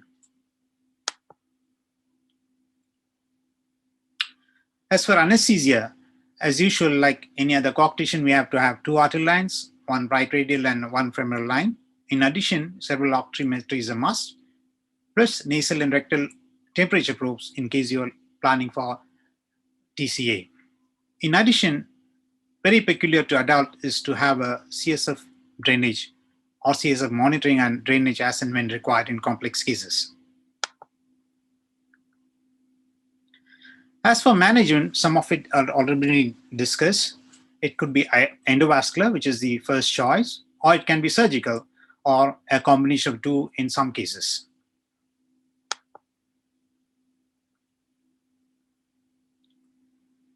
Endovascular, as already we had discussed, balloon arteroplasty with or without stent is the procedure of choice in adults. Very rarely, surgery may be indicated in complex arch anatomy, aneurysms, or stenotic tube grafts which are not dilatable or stentable. This Dr. Felix has already talked about balloon angioplasty and its complications and indications. We'll skip these slides. Where we want to discuss is the adults. Children about 25 kgs and adults may require, especially native coarctation, balloon angioplasty and stenting is class 1, and catheter-based stenting class 2 for children about 25 kgs and adults with re-coarctation.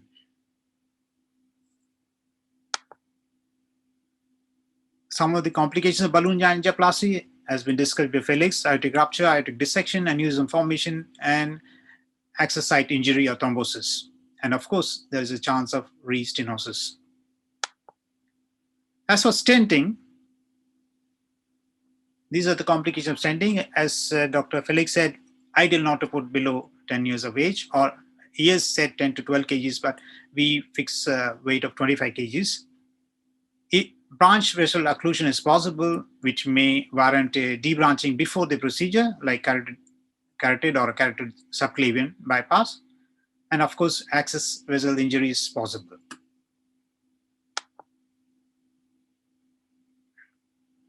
Hybrid procedures, as we already discussed, if the proximal standing zone is going to include the left carotid or the subclavian, we may have to do a carotid-carotid or carotid subclavian bypass.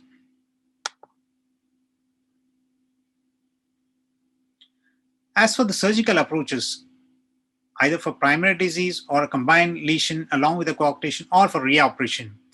Endovascular stenting, balloon angioplasty is the major choice. But when it comes to surgery, for some reason, interposition graft or extra anatomic repair are the choices left. Sometimes when we have to do a Re-Coarctation complex, then we may require some hypothermic circulatory arrest. So as we can see, extra anatomic bypass is an option when we have a complex cardiac lesion. Example, we have to do another procedure in the heart like aortic valve disease or coronary artery disease. We have to go from midline. It's a very attractive option of having an extra anatomic bypass if hybrid procedure is not possible or where hybrid procedure is not available. Surgical options. The first choice is interposition graft if you're going by thoracotomy. If you're going by midline, it is extra anatomic bypass. Very rarely end-to-end anastomosis is possible in an adult coarctation.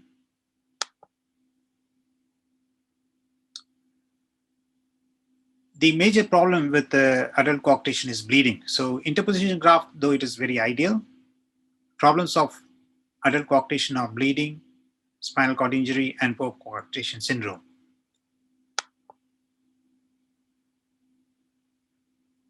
This is the indication for intervention in adult coarctation when stenting is not possible or when most often end-to-end anastomosis is not possible in adult coarctation. Postoperative complications include hypertension, especially in adults, hypertension, mesenteric adenitis or post-coarctation syndrome, then hemorrhage. Hemorrhage is the main important factor in adult coarctation, especially if you're going through thoracotomy. The other complications are as like in pediatric population, recurrent nerve injury. Spinal cord injury is more common in adults and arrhythmias are more common in adults. Late complications, especially hypertension, prolonged hypertension post-coarctation, plus the occurrence of another heart disease like aortic disease or coronary artery disease is quite common in late follow-up. As I said, the main problems with the coarctation is bleeding. Second is the spinal cord ischemia and post-coarctation syndrome. These are the challenges. How do we avoid them? As for bleeding, the only way is if you're preferring a thoracotomy, meticulous hemostasis, ligation and division of chest wall collaterals, and meticulous maintenance of BP postoperatively to avoid bleeding or late aneurysm formation. So we have to keep the blood pressure under control during post-op. The second problem, dreaded complications, is spinal cord injury. To avoid spinal cord injury, as Dr. Becker said, you test clamp. He said below 45, we keep a map of 50 to 80 post clamp. If it is not possible, then we'll have to think of other way to protect the spinal cord. One option is to avoid the left subclavian from which the collaterals begin, if it is possible. Avoid all intercostal arteries, do not ligate them. If still the map is not possible to maintain after clamping, test clamping, then we have few options. One is the left heart bypass, which was discussed, or you have a partial femoral bypass where we flow only 1.5 liter to 2 liters to the lower limb. If it's a complex surgery, then we'll have to think in terms of a redo. Then we'll have to think in terms of total circulatory arrest. And off historic note is the Gott shunt, subclavian to descending thoracic aorta. Then we have the CSF monitoring, and if it goes beyond 10 to 12, we may drain, which is presently the indication both in intervention and surgery.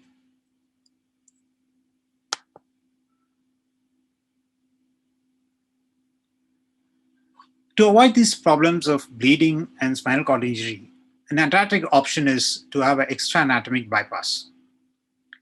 This can be done in a recurrent coarctation adults which are complex, or aorta arteritis with a long segment coarctation, or a coarctation with pleural adhesions because of the previous surgery, or if there is associated lesion which you have to tackle from midline.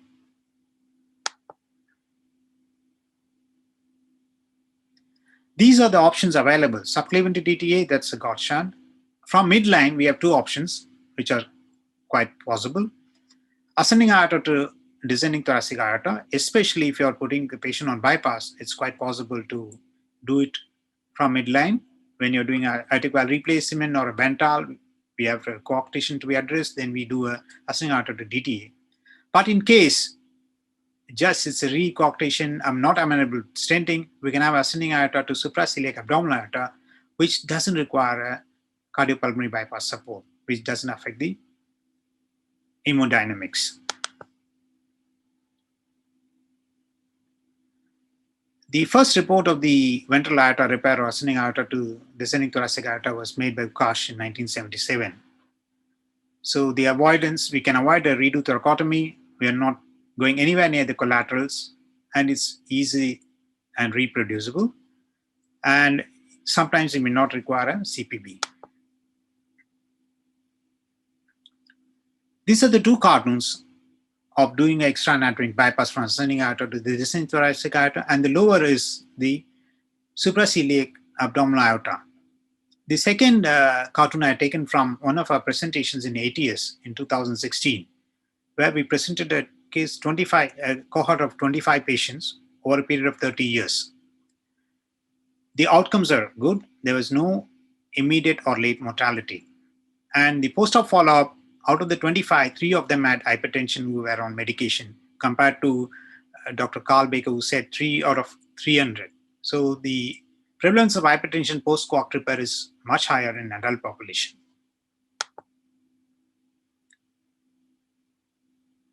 Sometimes there are situations where the collaterals are not there, where the spinal cord injury is spinal cord is more prone for injury. There are ways which we can protect. These are some of the steps which have been given in literature. To reduce the clamp time to less than 30 minutes, to avoid ligating the intercostal systemic hypothermia of 34 to 35 degrees, giving methylprednisolone and mannitol. Of course, there is a report on intrathecal injection of piperacillin, or wash the pleural cavity with ice cold, but these are all anecdotal. The one thing which we can do is the CSF drainage and monitoring, which is highly recommended by current guidelines. We place a CSF needle, monitor the pressure, and we target a pressure of 8 to 10 millimeters. And delayed paraplegia is also possible, so we leave the CSF monitoring for 48 hours post-procedure. This is done both for surgical and for stenting, especially if it's a long stent.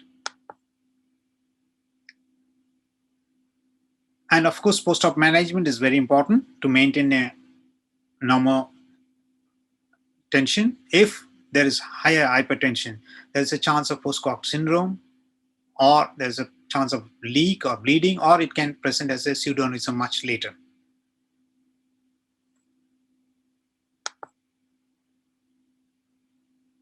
This is a phenomenal article from Netherlands.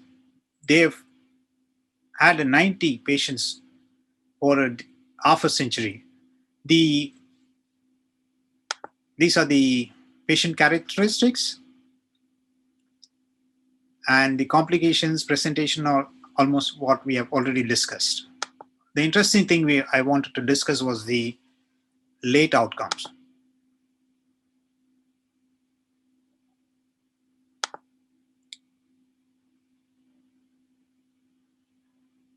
As we can see, the top end is the normal Dutch population survival, and we can see the red line, that is the survival post-coarctation. Nearly 70% are alive at the end of 40 years, which decreases to 60% at the 50 years. In addition, there is another problem.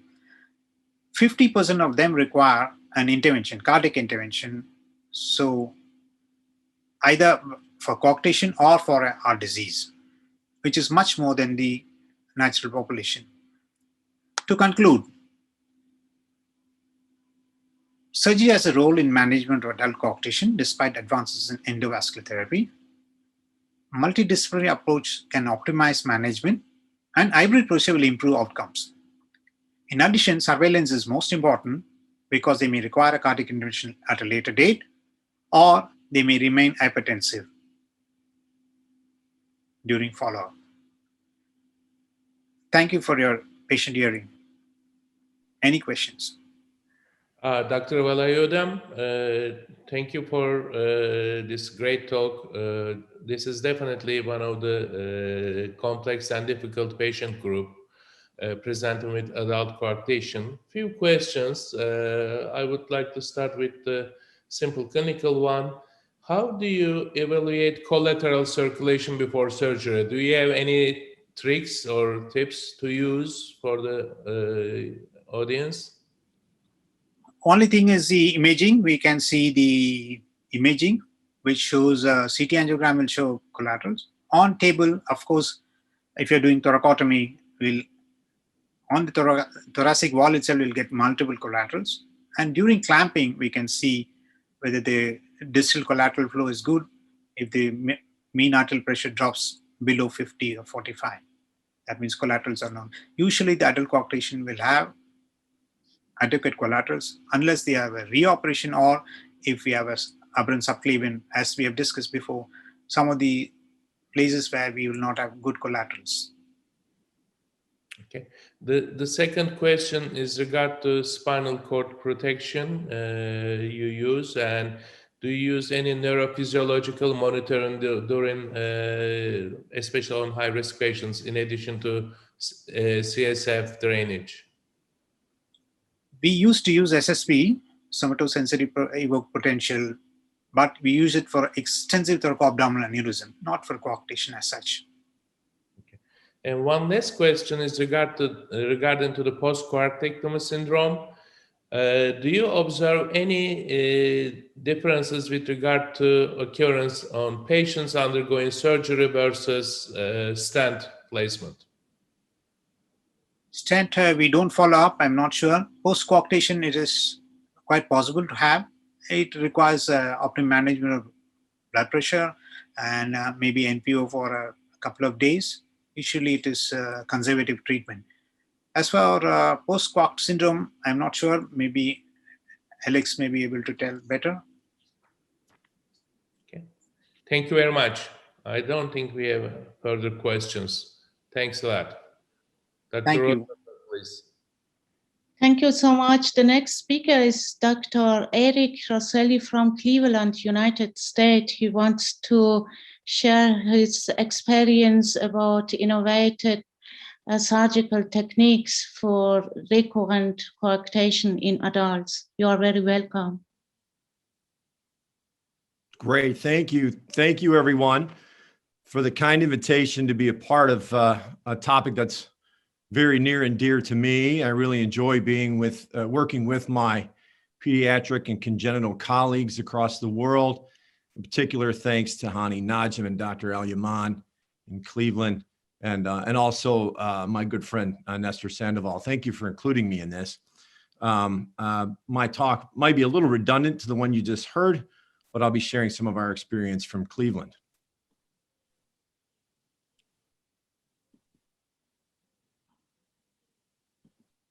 There we go. I will be speaking a little bit about some off-label and investigational devices. But to set the stage, I think it's important to review some of the long-term experience. This was the series from Dr. Magoon, which looked at his patients over his career at Mayo. And I thought it was interesting that the mean age of death after repair in that series was 38 years old. Of course, the causes are hypertension, sequelae, and coronary artery disease. None of this is novel, but I thought that finding about the age was interesting. 11% of those patients underwent reoperations for various reasons, commonly for their aortic valve because of the concomitant bicuspid aortic valve, but also for aneurysm, pseudoaneurysm, and re-coarctations. And those are the problems that we often encounter in our patients who are adults and adolescents. And they really present with a really great variety of different presentations. Like this woman, this is a really remarkable CAT scan, who came to me from Afghanistan just a few weeks ago. She had severe hypertension and a 40 millimeter gradient. You can see on the image on the right, she really has no descending aorta at all. This is a particularly long segment atresia of her aorta, and had this amazing development of collaterals. This was an easy operation, an operation that we did with an interposition graft. As you can see here with two small incisions. The beauty of CT scan is we knew where all of her collaterals would be so that we could avoid injuring any of those. We did a muscle sparing incision in the third interspace and a flank incision in the retroperitoneum and did this descending aorta to infrarenal bypass, and she did remarkably well. She had over a 40 millimeter gradient on arterial monitoring that just was eliminated. And you can see the image in the middle that a lot of those collaterals have already, just within a matter of days, started to go away. Interposition graft reconstruction is still an important technique, but in adults and older patients, many who present with late complications, we have to be creative and think of using all of the different strategies that we have available to us. This paper that we published in 2012 reviewed our experience in 110 patients treated over a decade. And I brought up that paper from Magoon because I thought it was really interesting. In that series, the mean age of our patients was 38 years old. 20% of them have had prior cardiac surgery, and nearly half of them had a bicuspid aortic valve. So it's a typical collection of patients that we would see in this age. Since then, and we're working on updating our data, we've operated on nearly 100 adults in our center. And we will continue to see these patients as medical therapy addresses hypertension problems and coronary disease issues. In that series of 110, though, we saw that the indications for operation were mixed. And quite a few of them, 42 out of that 110, had recurrent coarctation. We also saw a couple patients present with long segment coarct, like that first case that I showed you. And it's always interesting when we meet an adult with a newly diagnosed coarctation, how they can actually get through that okay. But 62% had prior repairs, and the median time between their prior repair and this reoperation was 27 years. So again, really critical. This points out, I think, more than anything, the importance of lifelong surveillance of these people, and we really need to talk to them about it from the very get-go. The repair strategies that we used were quite mixed. So a lot of patients underwent some open repair, like an interposition graft or even some clamshell incisions, some X-ray anatomic bypasses, and then these endovascular or hybrid techniques where we use endovascular strategies, including stents, like we heard from Dr. Berger, both bare and now more recently covered stents, but also a lot of other techniques that we use in adults, like stent grafts and frozen elephant trunk techniques, comprised over half of the strategies that we use to treat these patients. Our outcomes were excellent. Technical success was 100%. In some of the endovascular cases, as we heard from Dr. Berger, they went in a staged fashion to have their bare stent redilated to reduce their gradient. We had no deaths and really minimal number of complications in a very complex group of patients. And again, our efficacy was excellent. In the patients who had coarctation as their main indication, the gradients were reduced to our goal, which is to get them into single-digit numbers across those lesions. And we had no late ruptures, and we had a significant reduction in aneurysm size. Of course, if it's excised with a surgical repair, the aneurysm's gone. But in those who had endovascular treatment of these, we saw that those aneurysms and pseudoaneurysms did decrease in size, which really is, I think, critical to demonstrate the efficacy of a stent graft kind of technique. That's true anytime we treat those. And the survival was excellent with pretty good follow-up out to 8 years, over 90% survival. The mean age of these patients was about 44 years old. There were several patients who did have re-interventions. We saw it even in a couple of patients who had open surgery. They had developed a couple pseudoaneurysms. Those were treated endovascular with stent grafts. Some of our hybrid operations were planned. We did a couple of elephant trunk techniques that were planned to bring back for an extension. A couple of endoleaks were treated with some simple procedures to address endoleaks from the left subclavian artery. And then the endovascular techniques, again, are those planned stage stenting expansions. And then we had one patient who was converted to an open repair. Let me share with you some of the interesting cases that we've seen. Now, I prefer to use a stent graft for a lot of these patients. We can do it percutaneously through the transfemoral approach. If we have a really tight lesion, we can cross a wire from the top and get through and through wire access. If it is tight, pre-dilating helps to facilitate that. And it's a pretty standard deployment of a TEVAR device. And you can see in this image, this is just a primary coarctation in a doll. We expand these with a compliant balloon. And the radial force of these self-expanding TEVAR devices is usually enough to keep these lesions open. Sometimes we have to use other techniques and other strategies. But our endovascular technologies for treating aneurysms and dissections are expanding. This is a woman who had a primary coarctation and some claudication symptoms. And you can see that where her lesion is, this is really close to her left subclavian artery. And so we had to cover that artery. Now, we do have some new investigational devices that have a left subclavian branch built into them, but they're all investigational. Right now, we don't have them available for patients with coarctation, but hopefully soon those will be commercially available and they can be applied. In the meantime, we've been making kind of our own, where we'll place a TEVAR device into the affected area, and then, sorry, a little delay here. Like we use a standard 22 millimeter by 10 centimeter stent graft in this patient and brought the stent right up to her left common carotid artery. This stent here is bare that lays in front of those head vessels. And then with a laser that we deliver from the left brachial artery, we could laser fenestrate the stent graft and place an additional covered stent into her left subclavian artery aneurysm, and thereby create a branch stent graft to treat that whole segment of the aorta. And we'll do this in patients when appropriate. And hopefully we'll have these branch devices to address some of these, especially the post-coarctation aneurysms that we sometimes see. But the TEVAR technology is really nice for the aneurysms. These devices are relatively short. They come in 10 and 15 centimeter sizes, and that's not long enough to be a concern for spinal cord injury with endovascular techniques. We use these all the time. The issue sometimes is patients with hypoplastic arch. Of course, you have to have a landing zone for these devices.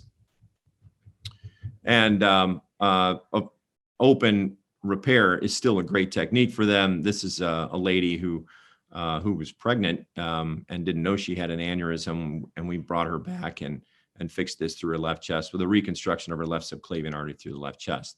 Nothing novel about that, but all of these techniques are important. And so in the patients with a hypoplastic arch, they do present a significant challenge to us in the adults, just as they do for the children. This is a guy who had a coarct repair at 3 months, and then a VSD repair at 3 years, and another coarct repair when he was 7 years old, and then had a recent car accident, and they found this very large 6 centimeter pseudoaneurysm in his aorta. His arch is only 15 millimeters, not big enough for a full-grown man. And so although his ascending aorta and valve were normal, he had these huge intercostal collaterals. We didn't want to go into that left chest again. I was concerned there'd be a serious bleeding risk. And so the way we handled this in this patient was with a hybrid strategy. So primary sternotomy, of course, is an easy way to enter the chest. I performed an archplasty with pericardium delivered to augment that hypoplastic arch, and use this frozen elephant trunk technique, which we commonly use in adult patients with a multi-segment disease. With circulatory arrest and selective antegrade brain perfusion, I placed a 26 millimeter by 10 centimeter stent graft into his aorta, and then performed an ascending to left subclavian artery bypass in a supraclavicular technique. You can see this intraoperative image shows we have control of the head vessels. We're perfusing via his right axillary artery. And by opening this hypoplastic arch, we deliver a 26 millimeter device that we suture to the aortic arch. And then we perform a patch reconstruction. You can see the patch sitting up in the arch, and a separate bypass coming off his ascending aorta that extends out to his supraclavicular left subclavian artery, so that we've got everything reconstructed. And you can see here's a post-op CT scan demonstrating this excellent reconstruction in this relatively young man. Hopefully this will take care of him for life now. Re-Coarctation, of course, was my assignment, but I feel in adults, we have to talk about all these things. A lot of times we see re-coarctations can be simple and straightforward and dealt with an endovascular approach, but sometimes we see them as part of a really complex problem.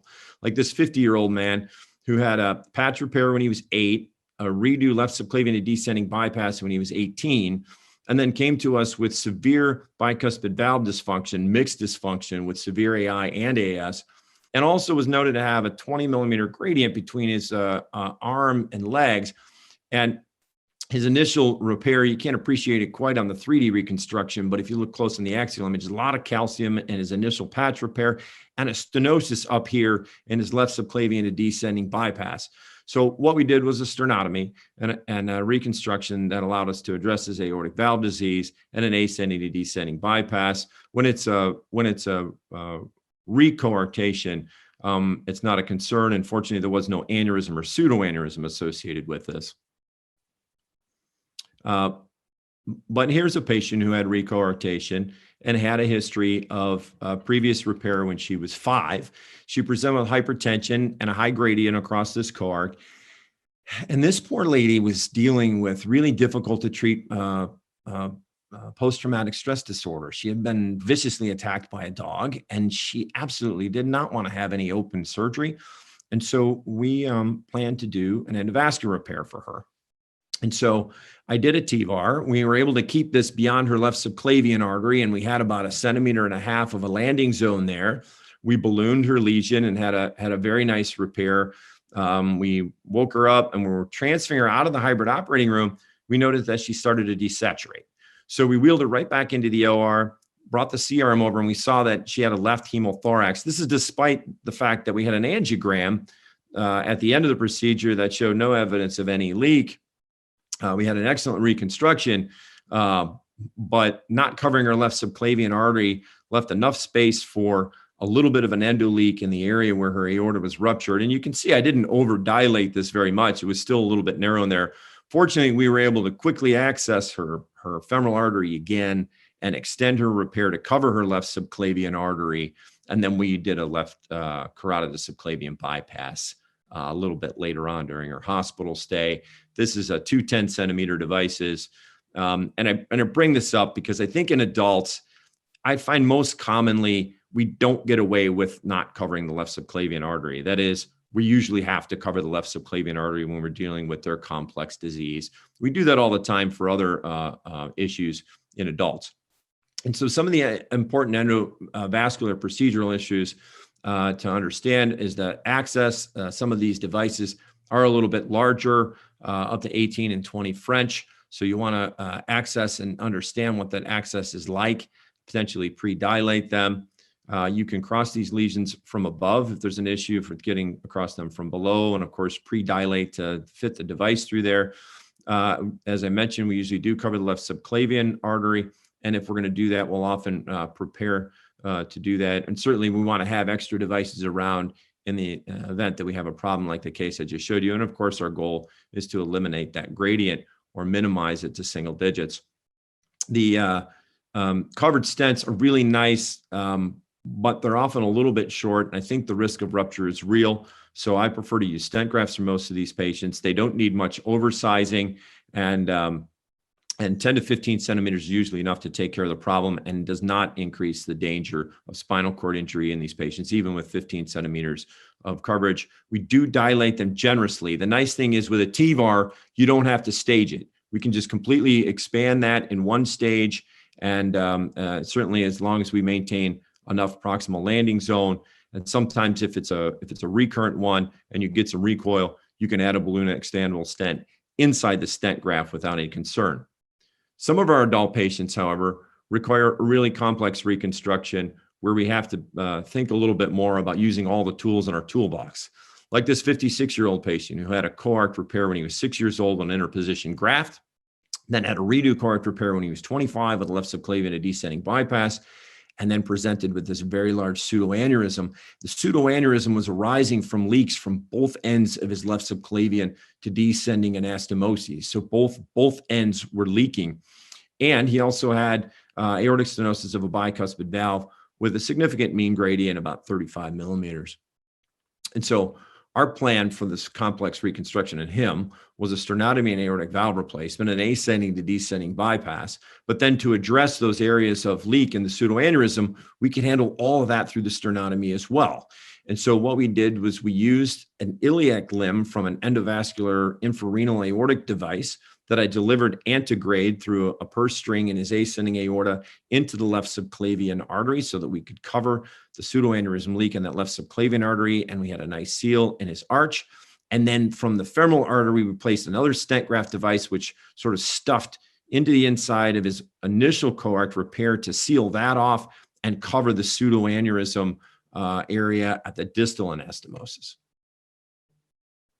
Here's some completion imaging of this patient. You can see everything looks great, and I've seen this patient several years in follow-up, and he's doing really well. And here's another one that's particularly interesting. This woman had a right-sided arch with mirror image vessels. She had a coarct, or actually an interrupted arch, I believe, that was repaired as a child. And then she presented with a dissection in her right-sided aorta. You can see the dissected pseudoaneurysmal segment on the image on the far right, and a moderate coarctation still just beyond the takeoff of her right vertebral artery. So again, we had to get creative with this lady.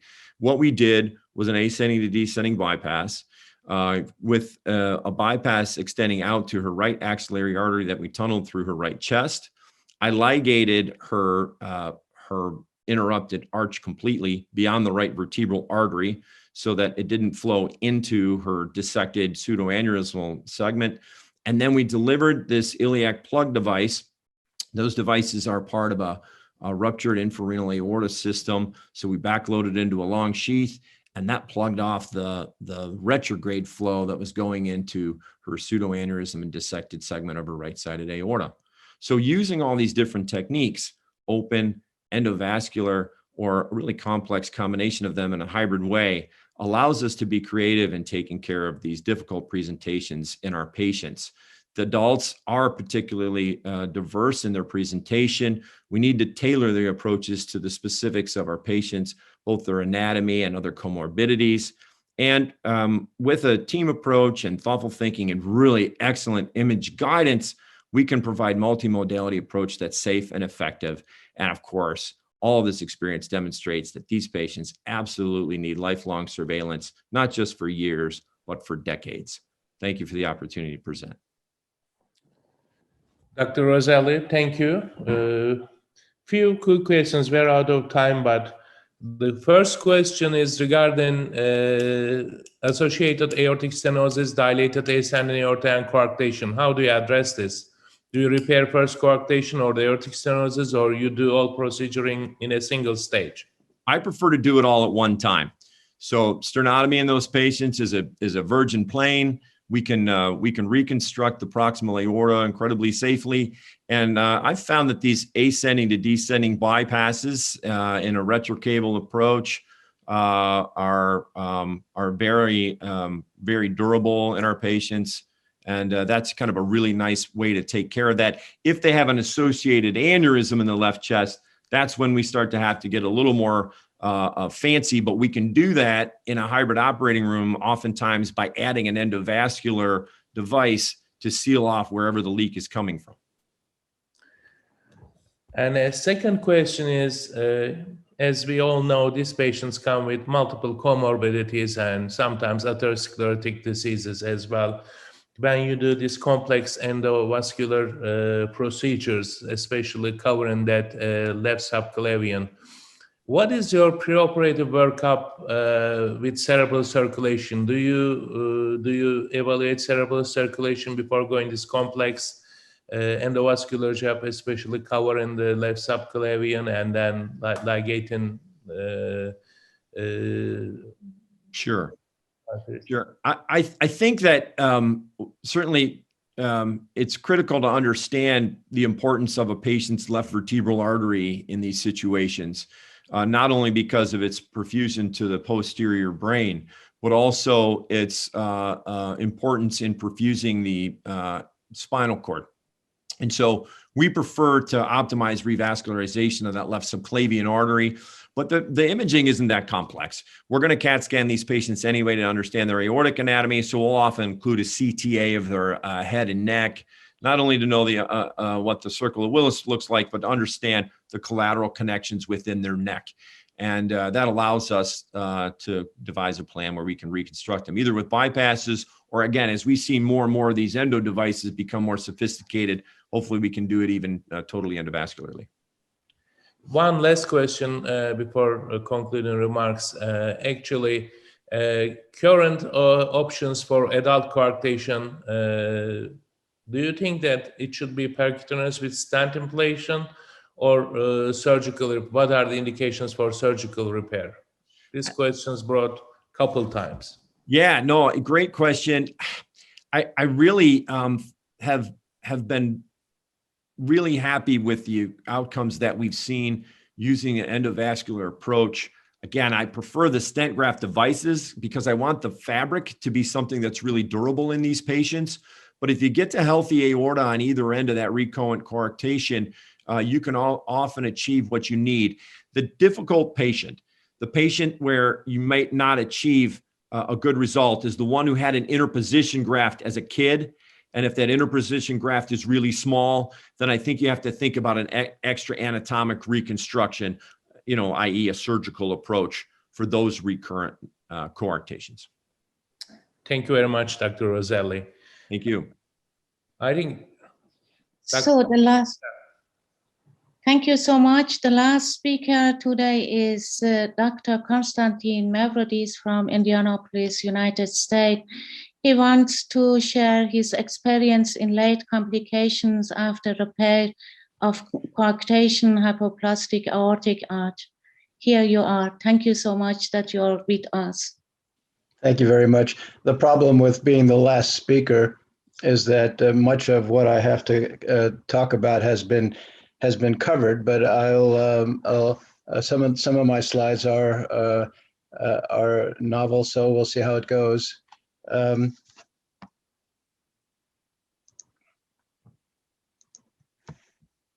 I'm trying to, oh, there we are. Okay. There we are.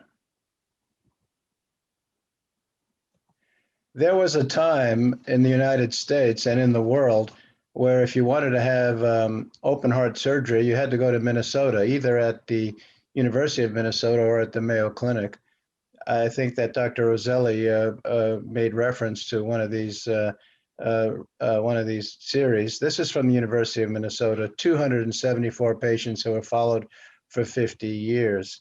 And the mortality and those who were lost to follow-up is about what you would have expected. And of these late 45 deaths, 17 died at a second operation for coronary artery disease and many other open heart procedures. This is from the same series at the University of Minnesota. The predictors of survival were the age at operation. The younger the age group, the better the patient would do. And also, interestingly enough, the blood pressure at the first post-op visit. If the patient still had hypertension, that was did not bode well for the long-term complications. Of their 207 long-term survivors, 48% formed the cohort, or 92 patients, and 32 of them had hypertension. There were new cardiovascular abnormalities, which included myocardial infarction, cardiomyopathy, atrial fibrillation, moderate severe to left ventricular outflow tract obstruction, AV valve regurgitation, re-coarctation, and ascending aortic dilatation. And these complications were brought up quite nicely by Dr. Roselli, and these would require attention. The long-term survival is significantly affected by the age at operation, and the lowest mortality was if the operation was performed at 1 to 5 years of age. More than 33% of survivors had late CV abnormalities, which underlines the idea that these patients, of course, should be followed for life. This is the aforementioned series from the Mayo Clinic and Dr. Magoon mostly. These patients, there were 646 patients who underwent isolated operative repair of coarctation from 1946 to 1981. The estimated survival analysis revealed 91% of patients were alive at 10 years, 84% at 20, and 72% at 30 years, indicating that there is a fall off and that this operation, while being done early in life, does not allow for long-term survival in every patient. The age at the time of the initial repair is the most important predictor of long-term survival, and surgery should be offered to patients even before 1 year of age if hypertension is severe. Coronary artery disease is the most common cause of late death that was not noted during this meeting. The anatomic considerations of surgery are very important, and Dr. Roselli talked about this, and appropriately so. There's a highly related to the type of the initial surgery, whether it's re-coarctation, whether it's pseudo aneurysm formation, whether there's endocarditis, which is rather rare but possible. And the potential hazards of reoperation are the recurrent laryngeal nerve injury, which is no small matter, the phrenic nerve injury, and I have here nerve Adamkowitz, the artery of Adamkowitz, and of course the problem, the ubiquitous problem of bleeding. The introduction of transcatheter stent therapy has been revolutionary to these care of these patients, both as a primary operation and also as a redo situation.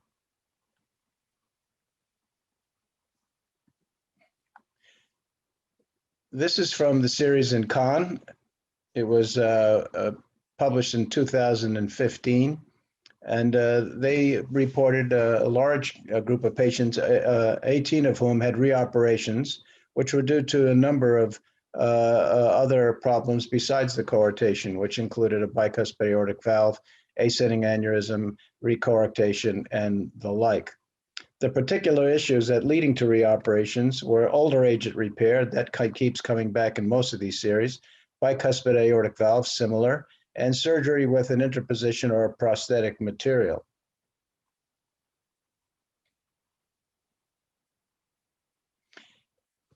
It wouldn't be a good review unless we talked about the series that came from the Texas Heart Institute, which basically is synonymous with Dent and Cooley. 943 cases from 1962 to 2011. 53 patients had an aneurysm repair.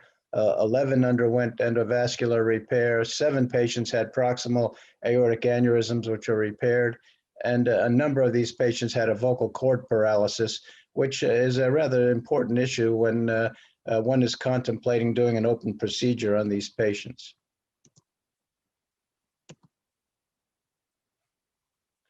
The late complications after the coarctation repair, which is my topic, have to do with the type of operation that was done. It's important to know this, and it can determine whether an endovascular stent are appropriate or not, and it can lead to safe planning of the reoperation to avoid complications. This is the initial operation that was performed early on, the so-called coarctectomy and end-to-end anastomosis. The problem with this operation was that the arch of the aorta was oftentimes not included in the operation, which led to re-coarctation and transverse arch hypoplasia. The synthetic arch aortoplasty was introduced, thereby making a Gore-Tex patch from the subclavian artery down to the descending aorta, which, as you can see here, would take care of the coarctation, but would not take care of the hypoplastic transverse arch. This was an easy operation to do. It took 10 to 15 minutes tops, and was very attractive in the 90s. The trouble with this kind of patch is that, again, it does not take into consideration the transverse arch, and furthermore, aneurysms started to develop. And these aneurysms were not just at the suture line, because during the operation, one would see the coarctation posteriorly, where was the entry of the ligamentum arteriosum, and the idea was to resect some of that. Well, when that was resected, the aneurysm not only was possible at the suture line, but also possible posteriorly at the area where that was resected. That, of course, is an important point to note. This is a subclavian flap aortoplasty. This was also rather attractive, mainly because it was relatively easy to do. Similarly, however, that did not take into consideration the transverse arch. And of course, it also didn't take into consideration whether there was left subclavian artery hypoperfusion and therefore exercise intolerance of the left arm. Well, as Carl Becker noted before, with these exact slides, you have to know that Carl and I had a 19-year experience in Chicago. The extended end-to-end anastomosis brought to bear this operation and how it can be performed relatively simply, as long as the arch is dissected well enough and that the collateral arteries are ligated so that it allows free mobilization of the descending aorta and the transverse arch. This operation has a high success rate with a low complication rate, and it has become the operation of choice. Now, sometimes, as Dr. Becker noted, that if we do a test clamp and the pressure falls below 40 millimeters of mercury, we prefer to do a left atrial to descending aortic bypass. This takes care of a perfusion of the lower extremity while an operation can be formed. In many cases, an operation that is performed here is an interposition graft, as you can see right here. The trouble with this graft is that the patient has to be big enough to put in a larger graft, and of course the problems of pseudoaneurysm are always present under these circumstances. Sometimes the stenosis is well into the transverse arch in an older patient, and the idea of doing extended end-to-end anastomosis is attractive, and sometimes one has to use bypass, as we're using in this situation, and the descending aorta can be mobilized enough where either an extended end-to-end anastomosis can be done or an interposition graft. The most important thing here is to avoid tension on the anastomoses, which can occur and can lead to pseudoaneurysm formation. Here is a situation where it's possible to perform an operation from the left chest and get a decent repair, but of the transverse arch. This requires more than partial bypass. This can be accomplished with a cannula in the left atrium and one in the inferior vena cava, as you can see right here. And this patient can be placed on cardiopulmonary bypass with a catheter in the descending aorta. The patient can undergo deep hypothermia and a brief period of circulatory arrest. This can then set up the situation where an interposition graft can be placed during a brief period of circulatory arrest with the graft extending well into the arch opposite the takeoff of the innominate artery.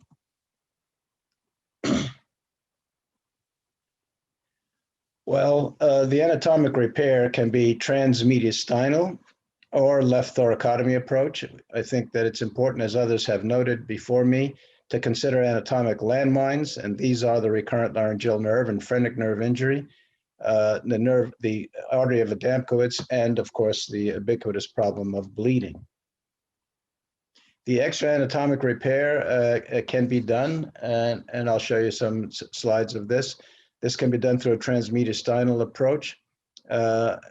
Sometimes patients have subclavian artery to descending aortic grafts that are stenotic, and these are likely better treated with a extra anatomic repair. You can also consider anatomic landmines, such as injury, like I said, to recurrent laryngeal nerve, esophageal injury, and also lung injury in the category of the extra anatomic bypasses. This is a slide showing how this operation can be accomplished from the transmediastinal approach. Oftentimes, all the operations were done in the left chest and leaving the mediastinum favorable for re-entry, and that this dissection can be carried out reasonably well. A patient can undergo cardiopulmonary bypass with either circulatory arrest or a regional perfusion, and an incision can be made along the entire ascending aorta and into the descending aorta with a patch that can be placed here. Usually I use a homograph material, and this works quite well, and it's an anatomic approach rather than an extra anatomic approach. In those patients where it's prohibitive to enter the left chest, one can perform cardiopulmonary bypass and retract the heart, do the distal anastomosis to the descending aorta. It's important to, once this anastomosis is performed, it's important to place a pericardium over the esophagus to prevent any fistulas occurring into the esophagus. Once that's done, then the heart can be put back into its location, and an anastomosis can be done on the right lateral side of the ascending aorta, thereby completing the operation where it looks something like this. This was also beautifully shown by Dr. Roselli in the previous talk. This is the patient also noted by Dr. Roselli, where you have a bypass from the subclavian, the descending aorta. This is very difficult to fix. There's all sorts of lymphatic drainage around here, nerves all over the place, and this is probably very difficult to repair by a stent, and that could be done if this is possible. Another way of doing this is to perform a extra anatomic bypass from the ascending aorta.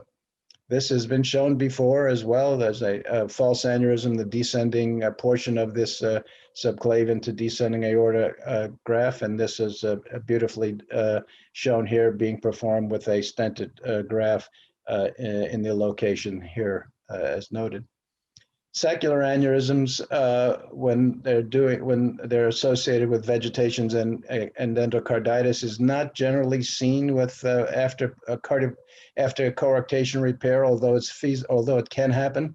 I have actually seen 2 patients like this who presented with endocarditis with a large infected aneurysm, and of course the approach for this is cardiopulmonary bypass and or not, depending upon how bad it is, and then resection and then replacement with a composite graft as needed to reperfuse the left subclavian artery.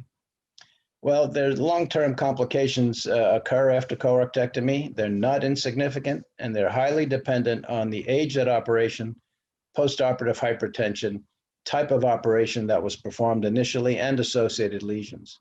The types of operations for redo-coarctation need to be assessed with regard to evolving technology. We have seen that today beautifully, in fact, and the potential for complications for the operation, and the potential for the most optimal outcome. Long life surveillance, of course, is mandatory for these patients. It's been a privilege presenting this to you all, and thank you all for including me. I hope I was not redundant in my comments to you, but I think that it's really important to know what operation was done initially to be able to plan the operation that can lead to resolving the problems that these patients have. Thank you very much for your attention.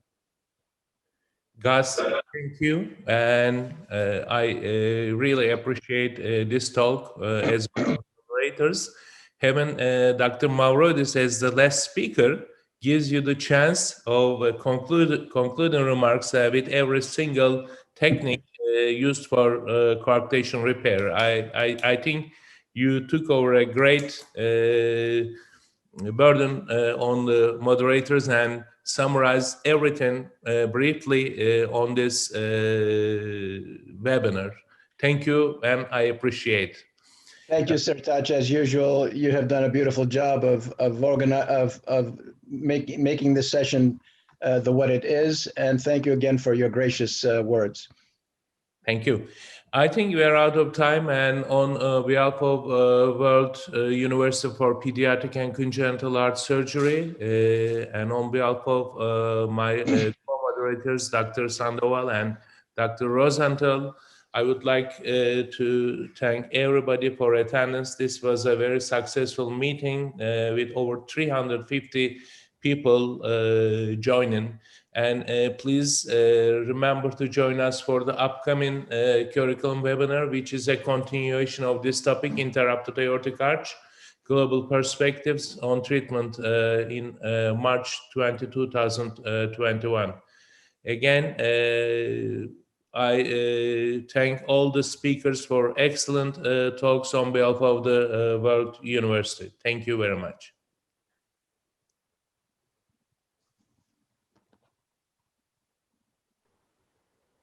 Thank you, Sertac. Very good, everybody. Excellent conference, excellent webinar. See you next